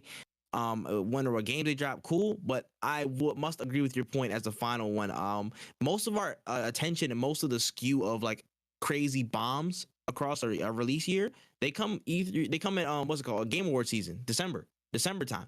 They save a lot of those big heavy hitters for that time. We've gotten most of our heavy hitters across the game years from the Game Awards, so it's like what's the point of even seeing some of y'all if you guys don't have enough like tucked in the chamber ready for like a lot of heat, like, because you gotta have it, bro. You gotta have it. So there's so many question marks around this. Like, would people even come back to E3? Would Xbox, would PlayStation even consider coming back to E3, depending on what's going on? Can they get over their past issues of which basically caused some of those things? I wonder, but one can only see, and time will tell. So welcome back, E3. Let's hope you don't die this time. All right, man. On to the next one. Apex Mobile is back in the headlines, actually, as they dropped some new content on July 12th, including a new game mode, a new map, and the second mobile exclusive legend named Rhapsody. Now, she seems to be like a DJ in a certain part of course, the Apex world. She seems to use like her robot, like a speaker-looking bot, and sound-based abilities to create shields, potentially disorient enemies, have some ability buffs and whatnot. Looks actually really, really interesting. Thoughts on how the legend looks, how this update looks for mobile, and then we can pretty much go right into the next story, which kind of connects. I think that a new character looks interesting. I'm assuming her powers will be like her tactical. It's like everybody around me will make no noise. But it'll give off a big visual cue. So like if you see the big ass dome pop up, it's like, be aware there's somebody running around. And maybe even like that little sound icon next to their feet might still be around, so it'll make them more visual, but like they won't be able to hear them. But like, so she's just using basically Apex's audio against everybody. You know what I'm saying? Like, cool, that's an ability that I feel like everybody has because their audio sucks anyways. But yeah, her ult, I think it just makes like a dome that looks like you can't see into it, kind of like a moving like smoke or for Bangalore, which is cool. Like, it's a cool concept. I think it's a really cool character. Awesome. Like I like new content, sure. So I'll say she looks like an interesting character, and I think it would change the dynamic of the game a bit. Yeah. I'm really interested to see it. Like, again, Rhapsody looks really cool. I don't got much to say of like, Apex Mobile been cooking. You know what I'm saying? And my question is like, how long until we see like that full, like, not necessarily shift because of different teams working on it, but like, how long do we see that scale shift of, hey, Apex Mobile's putting in way more support and work for the community than the mobile, I guess the console and PC version are. And I'm like, that might be quicker than y'all think, bro, because they dropping legends, they dropping game modes, they making bug fixes and tweaks like constantly. Yeah. Like, that team, the team over there for Apex Mobile is cooking. Yeah. In my opinion, they doing their damn thing. So, I'm interested to see what they do next. I still gotta try it. I still gotta download it and try it. I gotta get some clear my photo library and whatnot and do that thing. But moving right into the next story, which is kind of adjacent to this. I'm not sure if you peeped it this week, but it seems that the Apex community is running into a little bit of turmoil. They're starting to basically start some stuff up. And literally just before we got into like the ALGS finals and championships that are going on right now, people in the Apex Reddit and across different social platforms, they've established the idea of no Apex August in protest for the lack of support that the devs have been given over certain issues that the community has seen, like lag input times, certain, different price points on different Apex coins. There's been a whole bunch of issues, and they apparently have been so vocal. They want to stage a no Apex August to basically voice their opinion on this and make their voices heard to the Apex devs. So how do you feel about no Apex August? I think that it would be, I love the idea of gamers organizing to get change in their game. I think it's really, really, really great idea. However, I just do not think that it'll work out the way they plan on it working. I want it to work. Believe you me, I think Apex has a slew of problems, and I agree with everybody there. Me personally, I don't think I'll be playing Apex in August. Like, I don't plan on playing Apex in August. And it will be one, in solidarity, and two, because I just don't play the game anymore because the shit sucks. I think the biggest issue though is that you're doing this on these platforms where not everybody's on Reddit, not everybody's on Twitter. Like, for example, a friend of mine who plays Apex consistently, almost religiously, he plays it and he's not tapped into any social media. He just plays it because that's like the game he plays when he goes home. Like, the casual audience is really where they make a lot of their money. All games make a lot of their money from the casual audience. To the casuals. So like, they're not tapped into the Reddit to find out more tech or whatever the fuck. They're just playing the game whenever they want to play the game, and that's the biggest issue. Now, the way that this could really blow up is if they got big names to sign on to it. Like, I think ALGS is happening right now. Honestly, if they would have gotten streamers or even competitors to like wear even t-shirts that say no Apex August or whatever, or just somebody like pulling up and being like no Apex August, or even just like any show symbol, like somebody walking into the game with like their mouths taped over when they're walking in, and they're like, why is that guy? And then he goes out, he's like, I did it because I showed that Apex isn't listening to us or whatever the fuck. Like something to show, you know, like, we need more than just like going on Reddit and more going on Twitter. We need a big show of force, even just going to like EA headquarters and like protesting outside of it and just like showing everybody like, yo, we're about this shit. You guys need to change your game. Like, you can't ignore us. I think that's the biggest way you can get change, is you got to do more than just make a post and just not play the game. Because at the end of the day, what happens after August? Like, are you going to go back to Apex?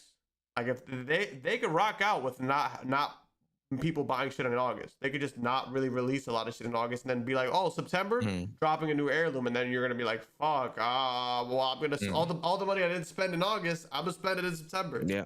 Like, it's gotta be a big show of force, and I think 1 month is too little. I think you gotta do more than just a month. And just show them that, like, yo, I'm not here for this shit. I'm gonna go play something else. Like, show them that you don't need them. That's why I feel like Fortnite changed their act, is because a lot of people were like, we don't need this game. We're going to go play Apex. We're going to go play something else. We don't want Warzone. We're just going to go play Apex. Apex became the haven for people whose games they felt like were not being heard. And now Apex is that game that isn't listening to its fans. So you need to show a big show of force. Yeah, man. You either die a hero or live long enough to see yourself become the villain, man. Yeah. That's crazy. It's wild, bro. Never thought it happened to Apex like this, bro. Honestly, like, they were on such a crazy upward spiral from 2019 when they first dropped, and people were just loving it more and more and more. And then I feel like it was a little, maybe a little bit of complacency, maybe a little bit of they didn't have too much of a plan. It could have been a factor of things, but all I know is the effect and impact of where they're at now, and it shows that people are very unhappy. People are very unhappy now. Me, I don't have enough care in me to, again, protest or do any of that stuff on this specific issue, because I'm with you. I'm not planning on playing Apex in August like that, bro. I'm not planning to do a whole new split. Yeah. Wait a minute. Did I cut out or did he cut out?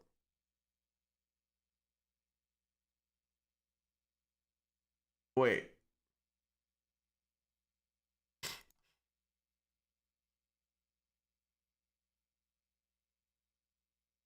Well, y'all, welcome to the One Easy Power Hour.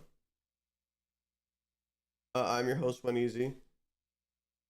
I think Tripp's internet cut out on him. Man. So... Oh. Okay. I heard you stopped at a split.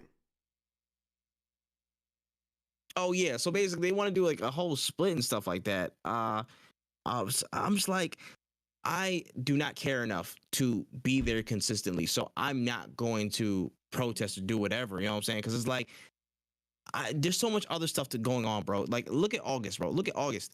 Like, Cult of the Lamb comes out August 11th. I'm gonna be playing that way more than I'm about to say any other thing I ever could. You know what I mean? So like, I'm always pointing my time with Apex. Therefore, I'm in the same boat as when we're like, yo, I'm not gonna be doing no Apex August. I'm probably gonna be playing something else anyways. Like, that's just gonna be no Apex August, because like it's not that high on my priority list. Like, unless I'm playing mouse and keyboard and I'm doing something crazy, you know what I mean? Like, I don't see myself, like, you know, pouring that much time and caring that much about it, man. It's like, it's just wild to see that shift in Apex, where, you know, the people they're revolting against the devs, where it was kind of like everybody was rooting for them and on their side, and was like eating out of their palm just a few months ago. You know what I'm saying? Like, it's crazy to see. Oh my gosh. That's that I almost died Apex. Apex is coming back for you. I heard you talking shit. Oh, when you suck. Oh my gosh, I don't even know what that was. But yeah. Anyways, Apex is the greatest game of all time, and I will be there come August. I'll be boycotting. I'll be supporting with y'all because Apex needs to get fixed, y'all. Hey, no, cool. My cough's good. All right, cool, good. All right, I'm back. All right, fuck Apex. Yeah. So yeah, basically, I'm just like, there's not enough care in my heart personally for it. So I could care less, bro. Honestly, it is what it is. I really hope there is some positive change in terms of the development standpoint because, you know, Respawn's been going a certain way for a little while now. I'm like, you guys were really on it at some point. I don't know what deviated. Again, it might be because of Zampella leaving and like EA's like, you got to do this, and this, and they just moving with the beat. So it could be a lot of things involved. But in terms of me, my personal stance, I'm not going to be on Apex even long enough to care about this in August. So, you know, whatever. Like, I guess see y'all then, I guess. Yeah, basically. All right, Apex. EA almost tried to kill me, bro. They got something in my water or something, bro. Oh my gosh. Yeah, my water went down the wrong pipe, bro. Oh my gosh. They trying to kill me live on this podcast, bro. They not gonna do it. They not gonna do me like that, bro. Not before DreamCon like this. I'll die after, man. This is ridiculous. Anyways. This week, we heard that Lollipop Chainsaw is officially on course for a remake. Now, with the anniversary passing over, the past few days, I think it was like 10 years now, a revisit to the cult classic IP is on the way with revamped visuals and altered music tracks for licensing purposes. Now, there's no word on if James Gunn will be involved in this iteration because he was involved with the first, but we at least know that Juliet the Zombie Hunter is on the way back. So, thoughts on Lollipop Chainsaw spinning around? I remember when that game got announced when I was younger, and I was like, whoa, what is this? And then I was like, this is cool, but I never bought it. And I wanna revisit it, but I need to see if this version is better than the original. That's the biggest thing with these revamps or re-releases. I'm interested in seeing what they do with this because it was such an interesting game, but I also feel like I don't know how well it aged either. So time will tell. We will see what this game is like, what the reception of this game is like in 2020. Is it this year that it's dropping? Nah, I think it was unannounced. There was no date attached to it. I don't think so. It might be like a 1 or 2 year thing. In 2023 to 4. We'll see. We'll see how people react to a game that was definitely made for its time. Yeah, that's a different era, boy. That's a different era. So we'll see how it translates now, man. We'll figure that out. But yeah, I mean, for me, like I didn't play it, but I saw it like a good few times. I actually need to go back and play it because I know I was interested in it, but I was like, nah, whatever. I didn't really like, commit to it like that. So I thought it was interesting. I never knew that James Gunn was a part of that first iteration, so that was interesting to know and see if he's actually back a part of it. That would be cool to see him, dip into that or at least consult for it. But yeah, I mean, Lollipop Chainsaw, I know it definitely is a cult classic to a lot of people, so interested to see what it does in its next life. For sure. All right, moving on.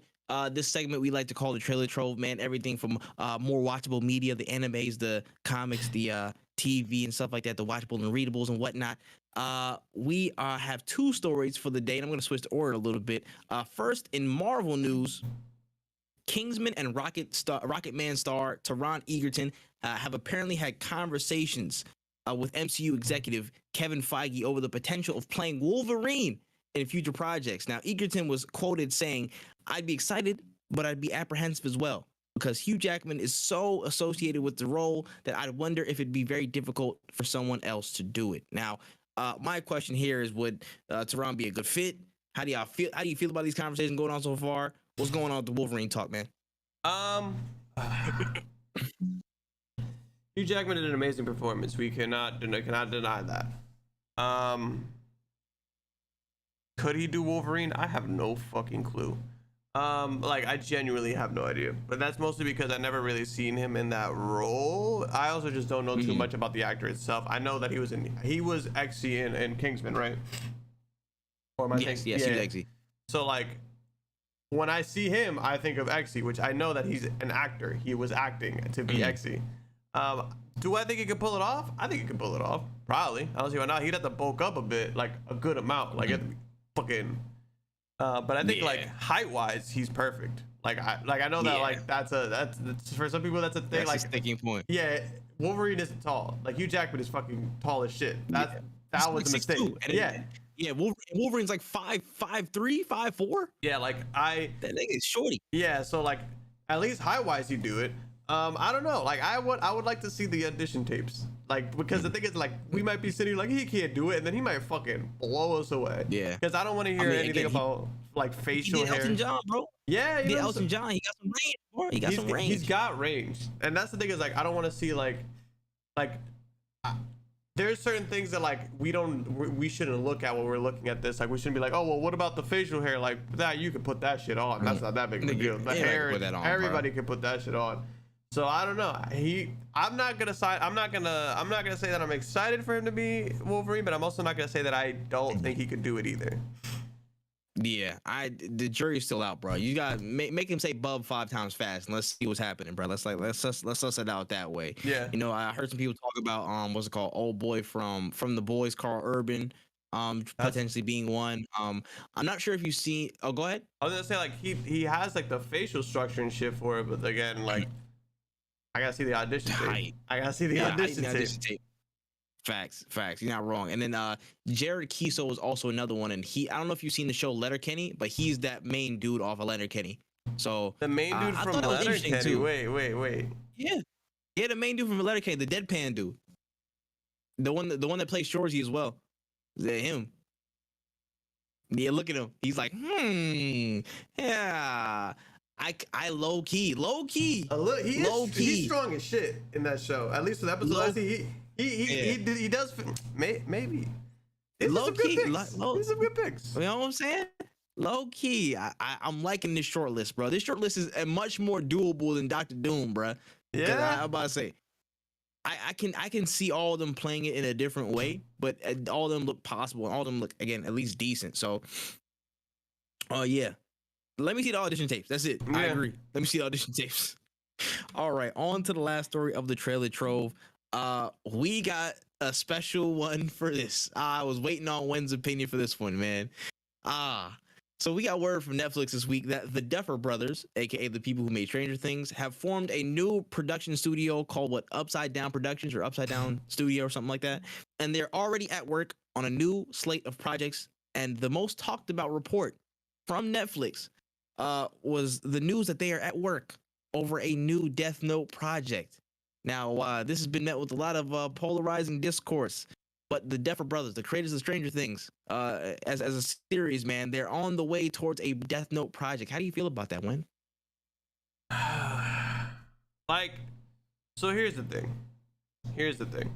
I'm not as even though I shit on a lot of people trying to do live action animes, I just think they choose the wrong animes. Truthfully, because I heard the live action Erased was pretty good, and that's an anime that I'm like that seems like a good anime to do because you're not doing anything crazy. It's just people. It's just a story. Yeah. Fucking you could do Death Note without even ever showing Ryuk. Realistically speaking, if you never showed the Shinigami, you just use shadows as a way of portraying him, or even just voices. Facts. Would it be the same? No, but it would be fine. Like you could theoretically do it, and it wouldn't impact the important parts of the story. You know what I'm saying? Like the crazy parts. Did you see the other? What? Did you see the other live action Death Note? No, I didn't. I saw parts of it. Don't ever do. Yeah, I didn't see the whole thing. All I saw was the Keith Stanfield as L, and I was like, that's not bad. But then everything else was just kind of like, I was slightly confused. I was like, all right, cool. You know what? All right, whatever. Yeah, but I didn't watch that because I heard of how bad it was. Ass. All I did was watch reviews of like my favorite YouTubers who make movie reviews, and I was like, this is the best way of enjoying this movie. But I don't hate the idea of Death Note live action. I just don't know if I need to know that these motherfuckers know what the fuck they're talking about. That's the biggest problem. Is like the person who made Death Note live action, they obviously didn't know what the fuck they were talking about. Like they don't know what the fuck they were doing. because they were emphasizing shit that didn't matter. Like Light, from what I could see, had way too much emotions involved as like for anything. Because think about Light in the animes, that motherfucker's calculated. There are times where he's like crazy, but it's not like I'm gonna emotionally kill somebody. It's more so like, oh my god, I'm about to get caught. No, cool. The plan's still working. Let's lock in. We're still working. We're still going through it. It's just cathartic. That's just the thrill of the risk that he took, calculated risk that he took. But that's not no offer reaction to everything. You know what I'm saying? And that's my biggest thing is like, while the Duffer brothers, we got Stranger Things. Cool. I don't hate Stranger Things. Contrary to popular belief, I don't hate Stranger Things. I really don't. Nah, I know what you hate. I don't want them doing this because I don't need these episodes. Are 30 minutes long, and even the Death Note series itself was a little dragged out. I don't fucking need 6 seasons of this. We don't even need 2 seasons of the anime, because people will argue that after a certain point the anime kind of goes downhill. What, you don't want 80-minute episodes? You don't want 80 minutes I don't need mini movies to end a season. Not a series, a season. I don't need that. I don't. Especially when the show starts at 45 minutes an episode. Like, I get it. I think that they would do cool, like the visuals would be sick. I think they would do an amazing job showing the demon world and showing the demons themselves. I don't need this shit though. Like I don't think I want them doing this. Like I really don't. I think what they could have done was like, can't we just like remake the anime? Can't we give it the JoJo's or the Hunter x Hunter treatment where like we just up the animation and condense shit that people didn't like? Why do we gotta do that live action route? They could have animated that one shot they did a little bit ago. That one shot was actually pretty dope. I was about to say there was one. It was like I think it was like another character or something like that. And like he was like had Trump on his ear, Trump in his ear and stuff like that. Like I know it's a different era now, but like that one shot could have been cool animated. You know what I'm saying? Like that could have been dope. But again, it's just choosing the right idea and actually having the right minds to look back and show how much they can pull from it and be true to the spirit of the original work. Here's my thing. I'm not mad at this pairing exactly. I'm just mad at the potential for it to go wrong. Yeah. That's where I'm mad at, because track record, literal history shows that they're 0 for 1 when it comes to Death Note adaptations to live action. Netflix specifically. Yeah. So I'm just like, this is not a good look, because we kind of done this before, y'all. But at the same token, I respect Stranger Things for their ability to have certain, I guess, investment in the effects and stuff like that, and how well they do on that part, because they do that very, very well. So I can see the possibility of having any Shinigami or any special effects there. And then you have to be that it's way less intensive than Stranger Things, in my opinion. Again, it'd only be maybe like a glimpse of whatever realm the Shinigami came from, and the glimpse of Ryuk and stuff like that. That's probably the max it goes. Yeah. So that's the potential for them to actually adapt it accurately and actually looks good in the live action format. The potential's there. Now it's the ability for them to honor the source material and stick to that to a certain degree. That's where everything goes right or wrong for these adaptations. That's where everything goes right or wrong. Because if you pull like a Halo show and you'd be like, hey, yeah, we didn't play any of those games. We didn't watch any of that shit for the show. And then people calling you mid-pack, don't get mad when they call you mid-pack because you didn't pay attention to any of the source material. Actually put the work in to look at what works, what can be translated, what cannot, and stick to as much of that as you possibly can to make sure the fans of the series don't burn you at the stake. That's literally all you have to do. And I feel like for some people, it's hard because they have a vision for it, and then that impedes with the actual execution, or I guess the most optimal execution of a show. But again, I'm not no damn showrunner. I wasn't paid for this stuff. I'm not a Duffer brother, bro. You know what I'm saying? I'm not no Cooldown brother. We don't got no, no weirder thing show in the works and shit like that. So I'm just saying this from a personal perspective. But the fans will always, they'll be the deciding factor in all of this. They will. And if you don't come correct with a story that they know and love, or at least something that they, again, they take well to, and they memorize down to the very last letter, you gonna get cooked. Simple as. They could just. It's just why do you guys keep picking like the best shit like staples in anime? the biggest shows, and I'm like, yo, y'all kind of going crazy. I'm like, y'all could have started small. Y'all couldn't, yo. Y'all couldn't do like. Matter of fact, let me not do that because they would have ruined my shit. I would have said Megalobox, but y'all gonna ruin my shit. Don't touch Megalobox. Okay. Yes, I think you said Junkyard Dog. Yeah. No, that would be yeah. no, that would they literally can't fuck that show up. They literally can't. I mean, they couldn't, but it would piss me off still because they were making it into a live action. That was just because it's already good by like it's damn near perfect by itself. Leave it alone. That's top 10 animes for me, and I don't give a fuck. Bro, Megalo was crazy. Megalo was crazy anime. That shit is nuts. Amazing show. Top to bottom. Yeah. I will say that right now. Like insanity, bro. We don't have time for that. I still watch second season. I still watch second season. You haven't seen the second season? Off the first season, I haven't seen it yet, bro.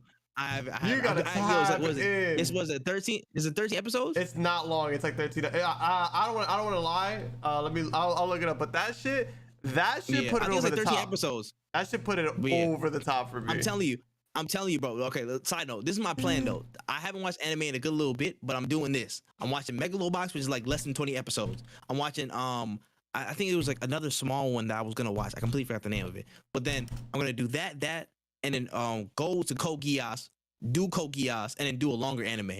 So I'm gonna like ladder myself back in like episode by episode and stuff like that. You know what I'm saying? 13 episodes. Get fully back into it. 13 episodes, exactly. All right, cool. So yeah, I might crank that out this weekend, low key. That's not. It's, how about I say? It's so good. It's crazy. Yeah, I'm close to finishing the original. I'm close. This is not at all part of the notes, but I'm close to finishing the original Gundam so that I can start. Like I'm working my way through the Gundams so that I could like catch up.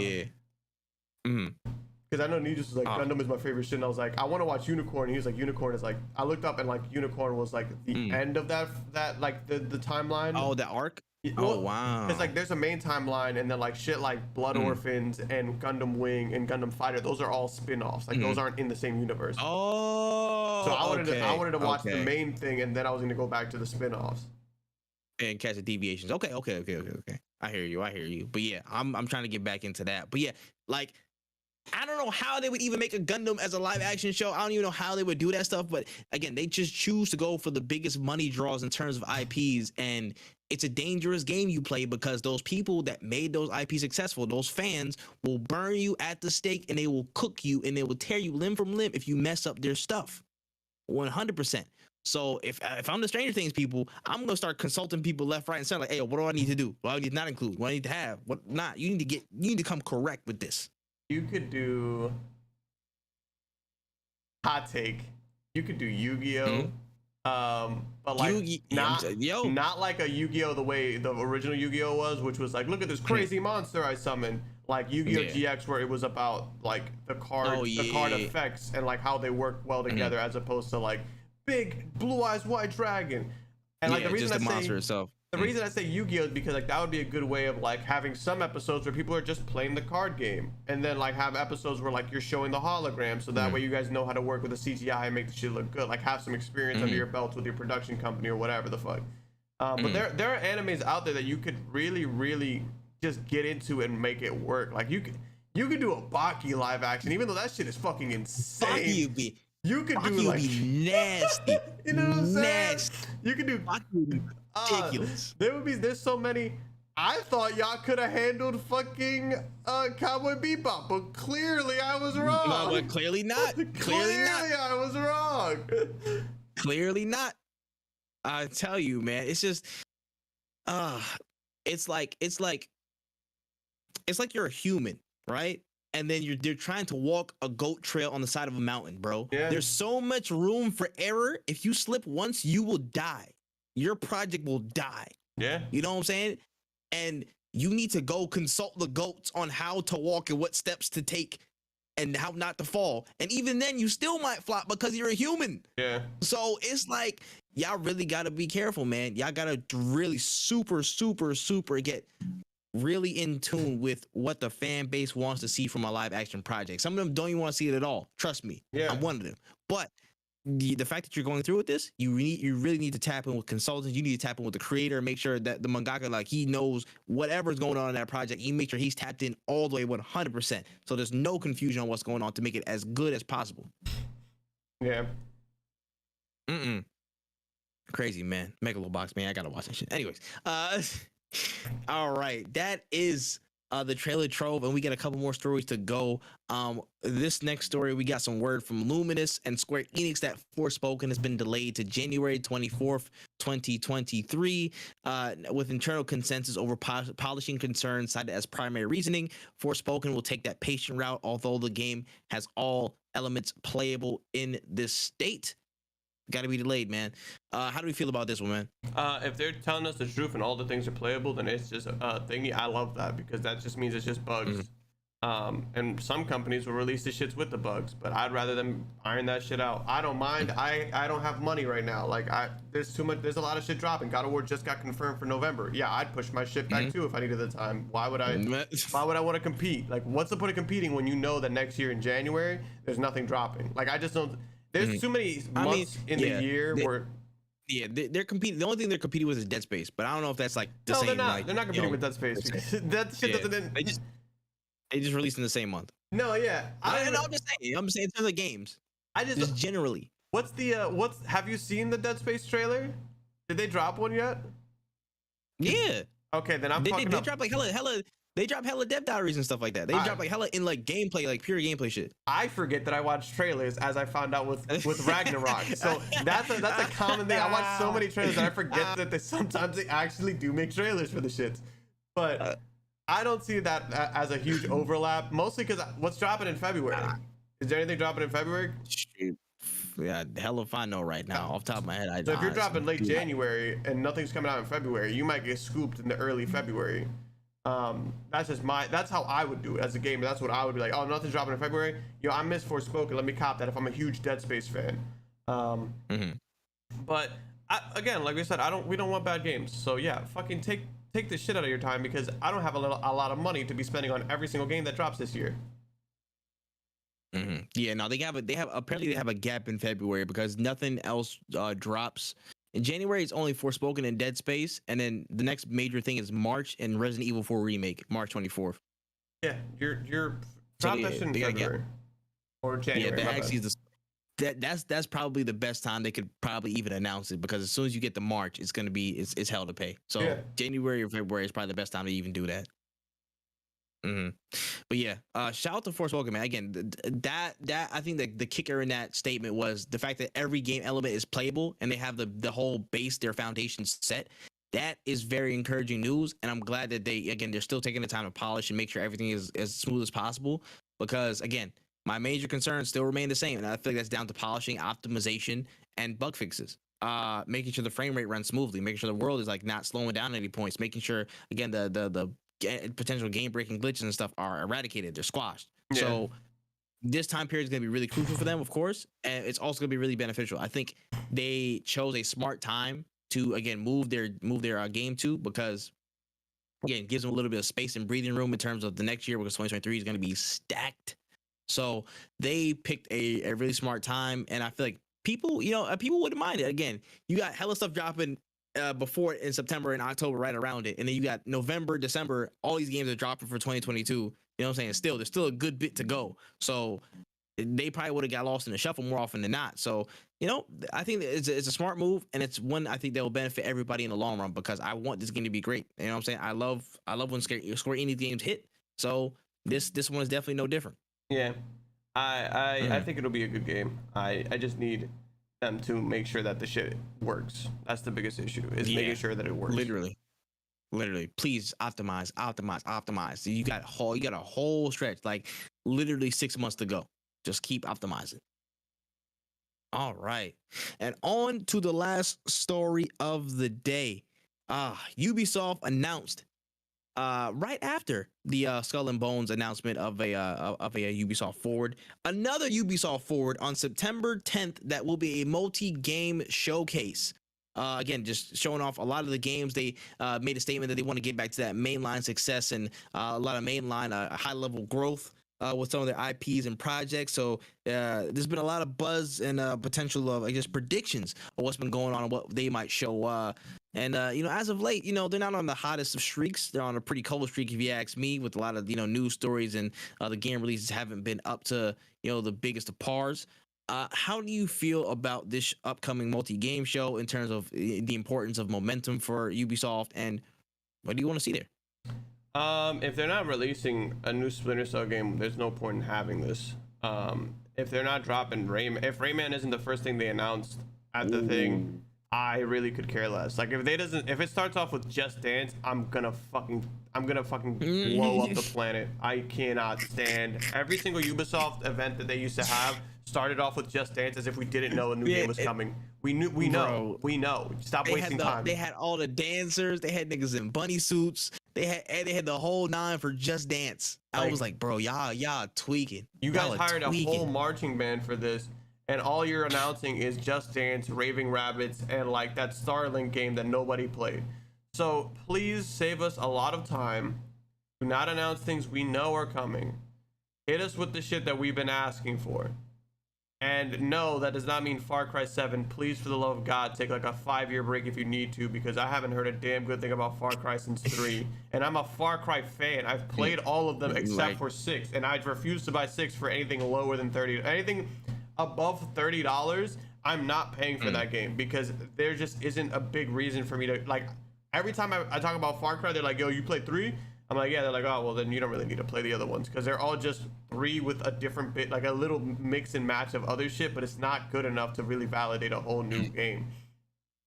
I'm a fan of Far Cry 2. I want to point that, like, I'm a huge fan, and these games are so fucking mid that it's not even funny. I don't have a problem with them being mid. I have a problem with paying full price for mid. I'm just not a big fan of that shit. And I like the place where they're at now. Spanish, like Cuba, yes, I love that.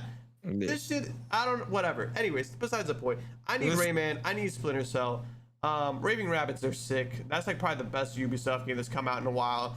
You could argue with your mother, because that's the truth. I'm sorry, I don't give a fuck about Assassin's Creed. Whatever. What are we at? Vikings? Sure, whatever. Yeah. Raving Rabbits is probably the most, the coolest, the most creative these motherfuckers have gotten with a game in a long ass time. So yeah. Yeah, bro. Actually, no, yeah. Rayman was actually something in the back of my head I completely forgot about, bro. Rayman's been left for dead badly. I need to see some type of resurrection for him. I did a video on this earlier in the week talking about a couple of things. And it's just wild to see. Like, this is what I was talking about earlier about Ubisoft, man. Like, sometimes they're so far behind. Like, they're so far behind of what people want from them that all buzz will be lost. They people won't care about Ubisoft shit because they're too busy making stuff that people don't necessarily want off the top. You know what I'm saying? And it's like, it's wild, bro. They have so much tucked in the pockets, bro. So much good stuff just like chilling there. Again, prime example. I think it's been what I might give that a bit more time. I'm not gonna say that one example because that's more. I think that's gonna be more down the line. But think about it. Where's Beyond Good and Evil? Where's Beyond Good and Evil 2? That's a great question. Have we heard anything from it besides, you know, they're hiring some people in Spain to come on the project in like the past like month or so? I believe that the last any gameplay. Last I heard about that game was the same time I first heard about Skull and Bones. Craziness. That's wild. Yeah. When you think about how far back in development hell that game is and where it should have released, it's insane to think Ubisoft sitting on an absolute banger that damn near everybody wanted to be a part of. That was 100% there. Like, I'm trying to think about it. Like, how many games like do they out there? Honestly, because how Watch Dogs 2, like everybody was talking about Watch Dogs 2, I was like, where's a new? Well, actually, wait, Legion dropped recently. You need more time on that. Correction. Take more time and drop an actually decent one and bring a black protagonist back in the fray. I will say that about what's it called? Watch Dogs. Keep that. We need to really like talk about Assassin's Creed Infinity. What the hell is it? What are we gonna do with this? Are you guys even gonna drop an Assassin's Creed in between it? Are you actually gonna go to Japan and like, you know, stop pump faking? Stop being some bum ass niggas and actually do it? You know what I'm saying? At this point, you probably don't need to because Ghost of Tsushima 2's coming out already, so it might drop before y'all. So don't even worry about it at this point. But I'm just saying, like, where's the plan? Where's the momentum, bro? Where's Prince of Persia? Where's that remake at? Where's any update? You know what I'm saying? That's been pushed back to, like, you know, high hell. Who knows what that is? Again, Splinter Cell. We know that just got announced as it's coming officially from December in like a little blog dev diary. We need something. We need a cinematic. We need something. This is the one time I will accept a cinematic. Like, for sure, for sure. I will accept whatever. I just need to know what the direction is. Is Sam Fisher coming back? Is he not coming back? Is Briggs coming in? What's going on? What's the take? I need to know what that is. Let me see. Oh yeah, I said this in my video as well. If you show any Ghost Recon Wildlands stuff, you show any open world Ghost Recon game, I will honestly punch my screen. Like, don't show me that. Leave that in there for about a decade and then come back to it. Unless you're remaking like Ghost Recon Future Soldier or something like that, don't show me no Ghost Recon. Don't show me nothing. Don't show me none of that stuff because I don't want it. That's my opinion. They used to be creative with those. Now I just feel like mad creative. Ghost Recon used to be that stuff, bro. Ghost Recon used to be crazy. There was one unless that was y'all like, doing. it was like blue. Oh my god, I can't remember the name of this game, but it was like sick. I gotta look at the full list of Ghost Recon games now, because there was one that recently came out that my boy I remember was telling me, was like, no, this game is. Oh, it was Future Soldier. You were right. That game, Future Soldier, bro. Yeah, everybody loved Future Soldier. Was super gas. Future Soldier was insane. Future Soldier was great. It was a great game, fantastic game. I love Future Soldier, but. Again, that's beside the point, because they ain't had a game like that in a minute since they decided to take Ghost Recon to open world and stuff like that. Like, because they saw how good Metal Gear Solid 5 was, and they're like, let's make Metal Gear Solid 5, but Ubisoft. And it's like, no, nobody wants that shit. But we're here, gonna get the Division 3. You know what I'm saying? Like, anybody, you know what I'm saying? Sorry, King, but niggas ain't playing the Division 3, bro. I'm sorry. I'm not doing that no more. I have an issue with the Division because it's just. It had potential, honestly, and I like the concept, but it was just it's boring. That's what it is. Certain things didn't. Yeah, it's boring. Yeah, no, you hit it. Like, I thought it would have been a lot more exciting. Honestly, it's just a boring game. Like everything is just boring. Everything feels like it feels like I'm going to work when I play the Division. Like that's what the Division feels like. It's like, oh, I'm gonna do this because that's what I have to. Like, it's not a bad game. It's just bland because you're just shooting them. Everybody's the same. It's not.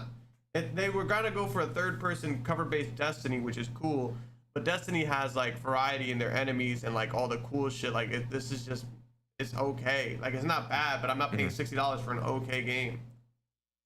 Facts. There's just so much that Ubisoft could work with, and it just feels like they don't, or they're just so far back in terms of development progress that there's not even a way forward for them. Like, it hurts, bro, because they got some bangers on them, bro.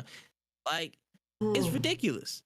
It's ridiculous at some points, man. Like, some of these games that they have in the tuck rate that could easily propel them like into such a bigger state of momentum, and people hold them in such higher regard. It's just not happening, bro. They'd rather focus on quartz. The same Ghost Recon joint. You know what I'm saying? Like, how to get live service to get more monetization out of people, whatever, bro. Like, hell, give me an Immortal Phoenix Rising sequel. I'll take that in a couple of years' time. Like, yeah, why not?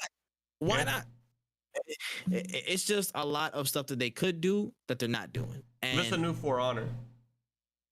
For Honor's been having content updates for a minute too. Yeah. A new For Honor I would actually be into, bro. I would be into a new For Honor. Like, it's just so much stuff. As a matter of fact, give me a Sony Vegas, bro. Not a Sony Vegas. Give me a Rainbow Six Vegas 2. Give me a Vegas 2. I said Sony Vegas. I was about to say, give me a Vegas remake or some remaster or something like that. That would be dope. That was when I used to at least dabble in some type of tactical like FPS games joints. So, you know what I'm saying? That's a possibility as well. I will say this generally for Ubisoft though. It feels like now, this year and next year are like pivotal years for the Ubisoft brand. Again, Assassin's Creed does not have the same magic as it did from before, according to the fans and people who have received the game. People are losing steam with all these different Ubisoft franchises. It's do or die at this point, in my opinion, for Ubisoft. It's do or die. They need to come with some heat, or they're gonna really get put into the dumps with whatever, bro. They're already losing face in terms of using quartz and all these other things that people don't vibe with. So it's already a negative, and it all comes down to the games that you drop. Are you gonna drop heat and actually get some people back on your side, or are you gonna again really like drop off and do that? Like, and are you gonna fix up or not? Simple as. On all fronts. That's an internal company standpoint. That's a policy practice. All the misconduct stuff that's been happening, bro. Are you gonna fix up or not? That's simple, and especially down to the games. Are you gonna fix up or not? That's my 2 cents on it. It's just sad. Mad sad, bro. All these games gotta go to waste for no reason. Insanity, bro. But again, I hope they come with some heat, September 10th. September 10th is going to be a very important day in Ubisoft's recent history, if you ask me. Yeah, we'll see what happens. We'll see if it ain't Rayman 3, that shit's an L to me, because I feel like it's been so long for like, and they're not crazy complex games. They're platformers. You guys just don't want to make money. Yeah. Facts, bro. They don't want to make people happy. That's cool. All right, whatever. We'll see y'all. We'll see y'all in September. We'll see y'all when we see y'all. But with that being said, that's all the show notes I got for today. Another solid episode down. Any stories that we might have missed? Not that I can think of. I forgot to mention this at the top of the podcast though, but I will say this though. Hey, listen, real talk. Yes, rest in peace, Kazuki Takahashi. You know what I'm saying? Oh, wait, what'd you say? Go ahead. No, is that the same thing or no? No, it's that, but there's also something else. Oh, okay. Is it related to this? No. Oh, I mean, well, yeah, or whatever. I'll go first. That's fine. But no, for real, on a serious note, rest in peace to Kazuki Takahashi, bro. The creator of Yu-Gi-Oh! Sadly passed away this week. Just want to pay respect to that man. You know what I'm saying? Literally put on millions of people to anime and whatever. People didn't even know. Like my older brother, who was like the most gangster person I know in my life, had a whole double stack of Yu-Gi-Oh cards, like boxes this wide and stuff like that. Like it had such a I think again, like it probably wasn't as huge, but it had such a profound effect on a lot of people. You know what I'm saying? Especially in like black communities, stuff like that. Like motherfuckers love Yu-Gi-Oh. Yu-Gi-Oh was really that stuff, bro. Like, it impacted so many people positively. It was such a dope show. It's sad. It's so sad to see, you know, like just shit like this happen every day where like, again, the legend's gone, but this man living forever through his work. I already told people this from before, man. This man gonna live forever through that, man. He made how many people across the globe believe in the heart of the cards. So it's not like he's gonna go away, man. Like shout out to Takahashi, man. Like he's the legend forever. Rest in peace. No, facts. I to this day, one of like the core childhood memories was playing like this with the same exact decks. Me and my brother used to play like nonstop Yu-Gi-Oh because we'd be bored at the crib. Like it's such a good time. Yeah, man. Shit. I was also gonna add, we will not be back next week because we will be at DreamCon. Yes. So if you are listening to this and you are also going to DreamCon, pull up because we'll be at the con. Like we'll be around. So if you want to ask us anything about gaming news and get it IRL, sure. Like I'll give you my thoughts on it instead of putting it on a podcast. Yeah, nah. That'll be cool in a shorts format or something like that. Like we record like 30 seconds and just wave high for the week. Like yo, we're here. We not giving y'all no news though. No, so, facts. You know what I'm saying? But yeah, maybe a little piece of content here and there wouldn't hurt. But yeah, we not filming no podcast there. I'm sorry, y'all. It's not in the deck this time, y'all. Not this time around. Maybe next time, but I wouldn't even have I would have the shit to record it. Maybe I'd have to take it on the plane somehow, but I would not have the facilities to edit it and have it out. By that point, you might as well just wait for the vlog and wait for the podcast the week after. Facts. So we will be taking a break for next week.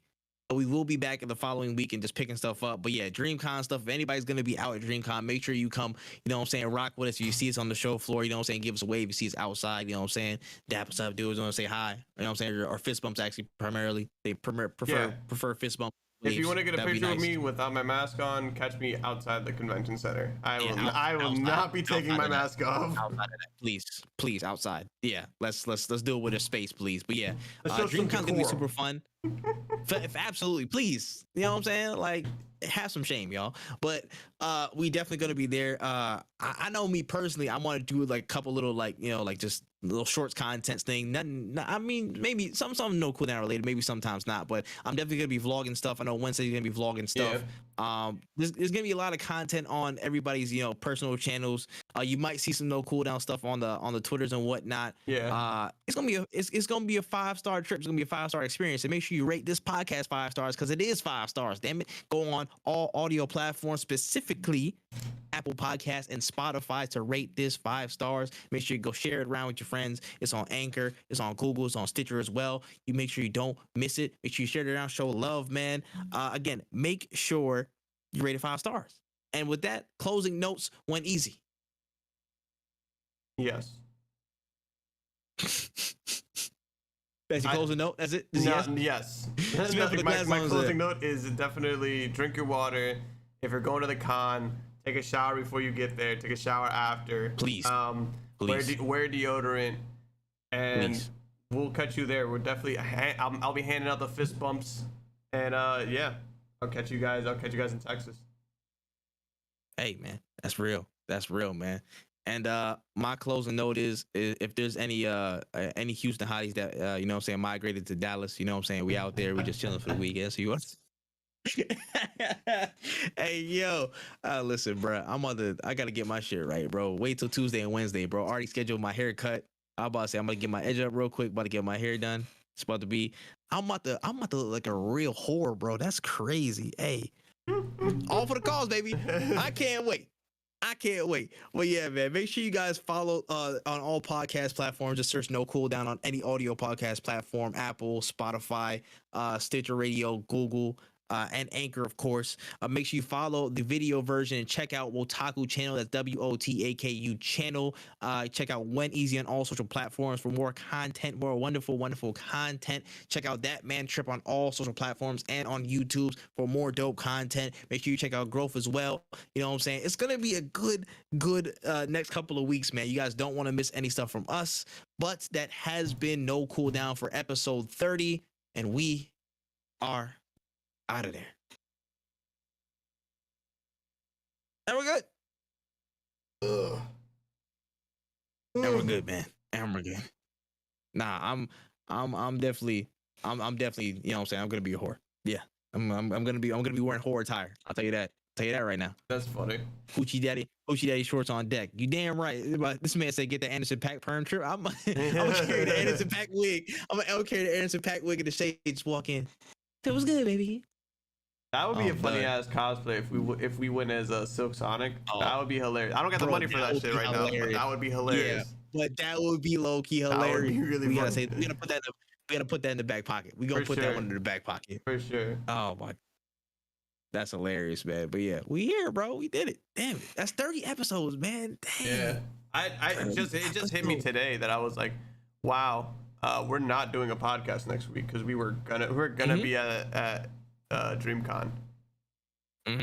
Yeah, man. The craziness. But like, there's a Korean barbecue like spot, literally like 5 minutes away from the convention center. Oh, you already know me and Panda will probably be there. Ooh, 5 minutes? That's not a bad spot. That's not a bad idea. Might have to call and make the reservation. I'm with it, bro.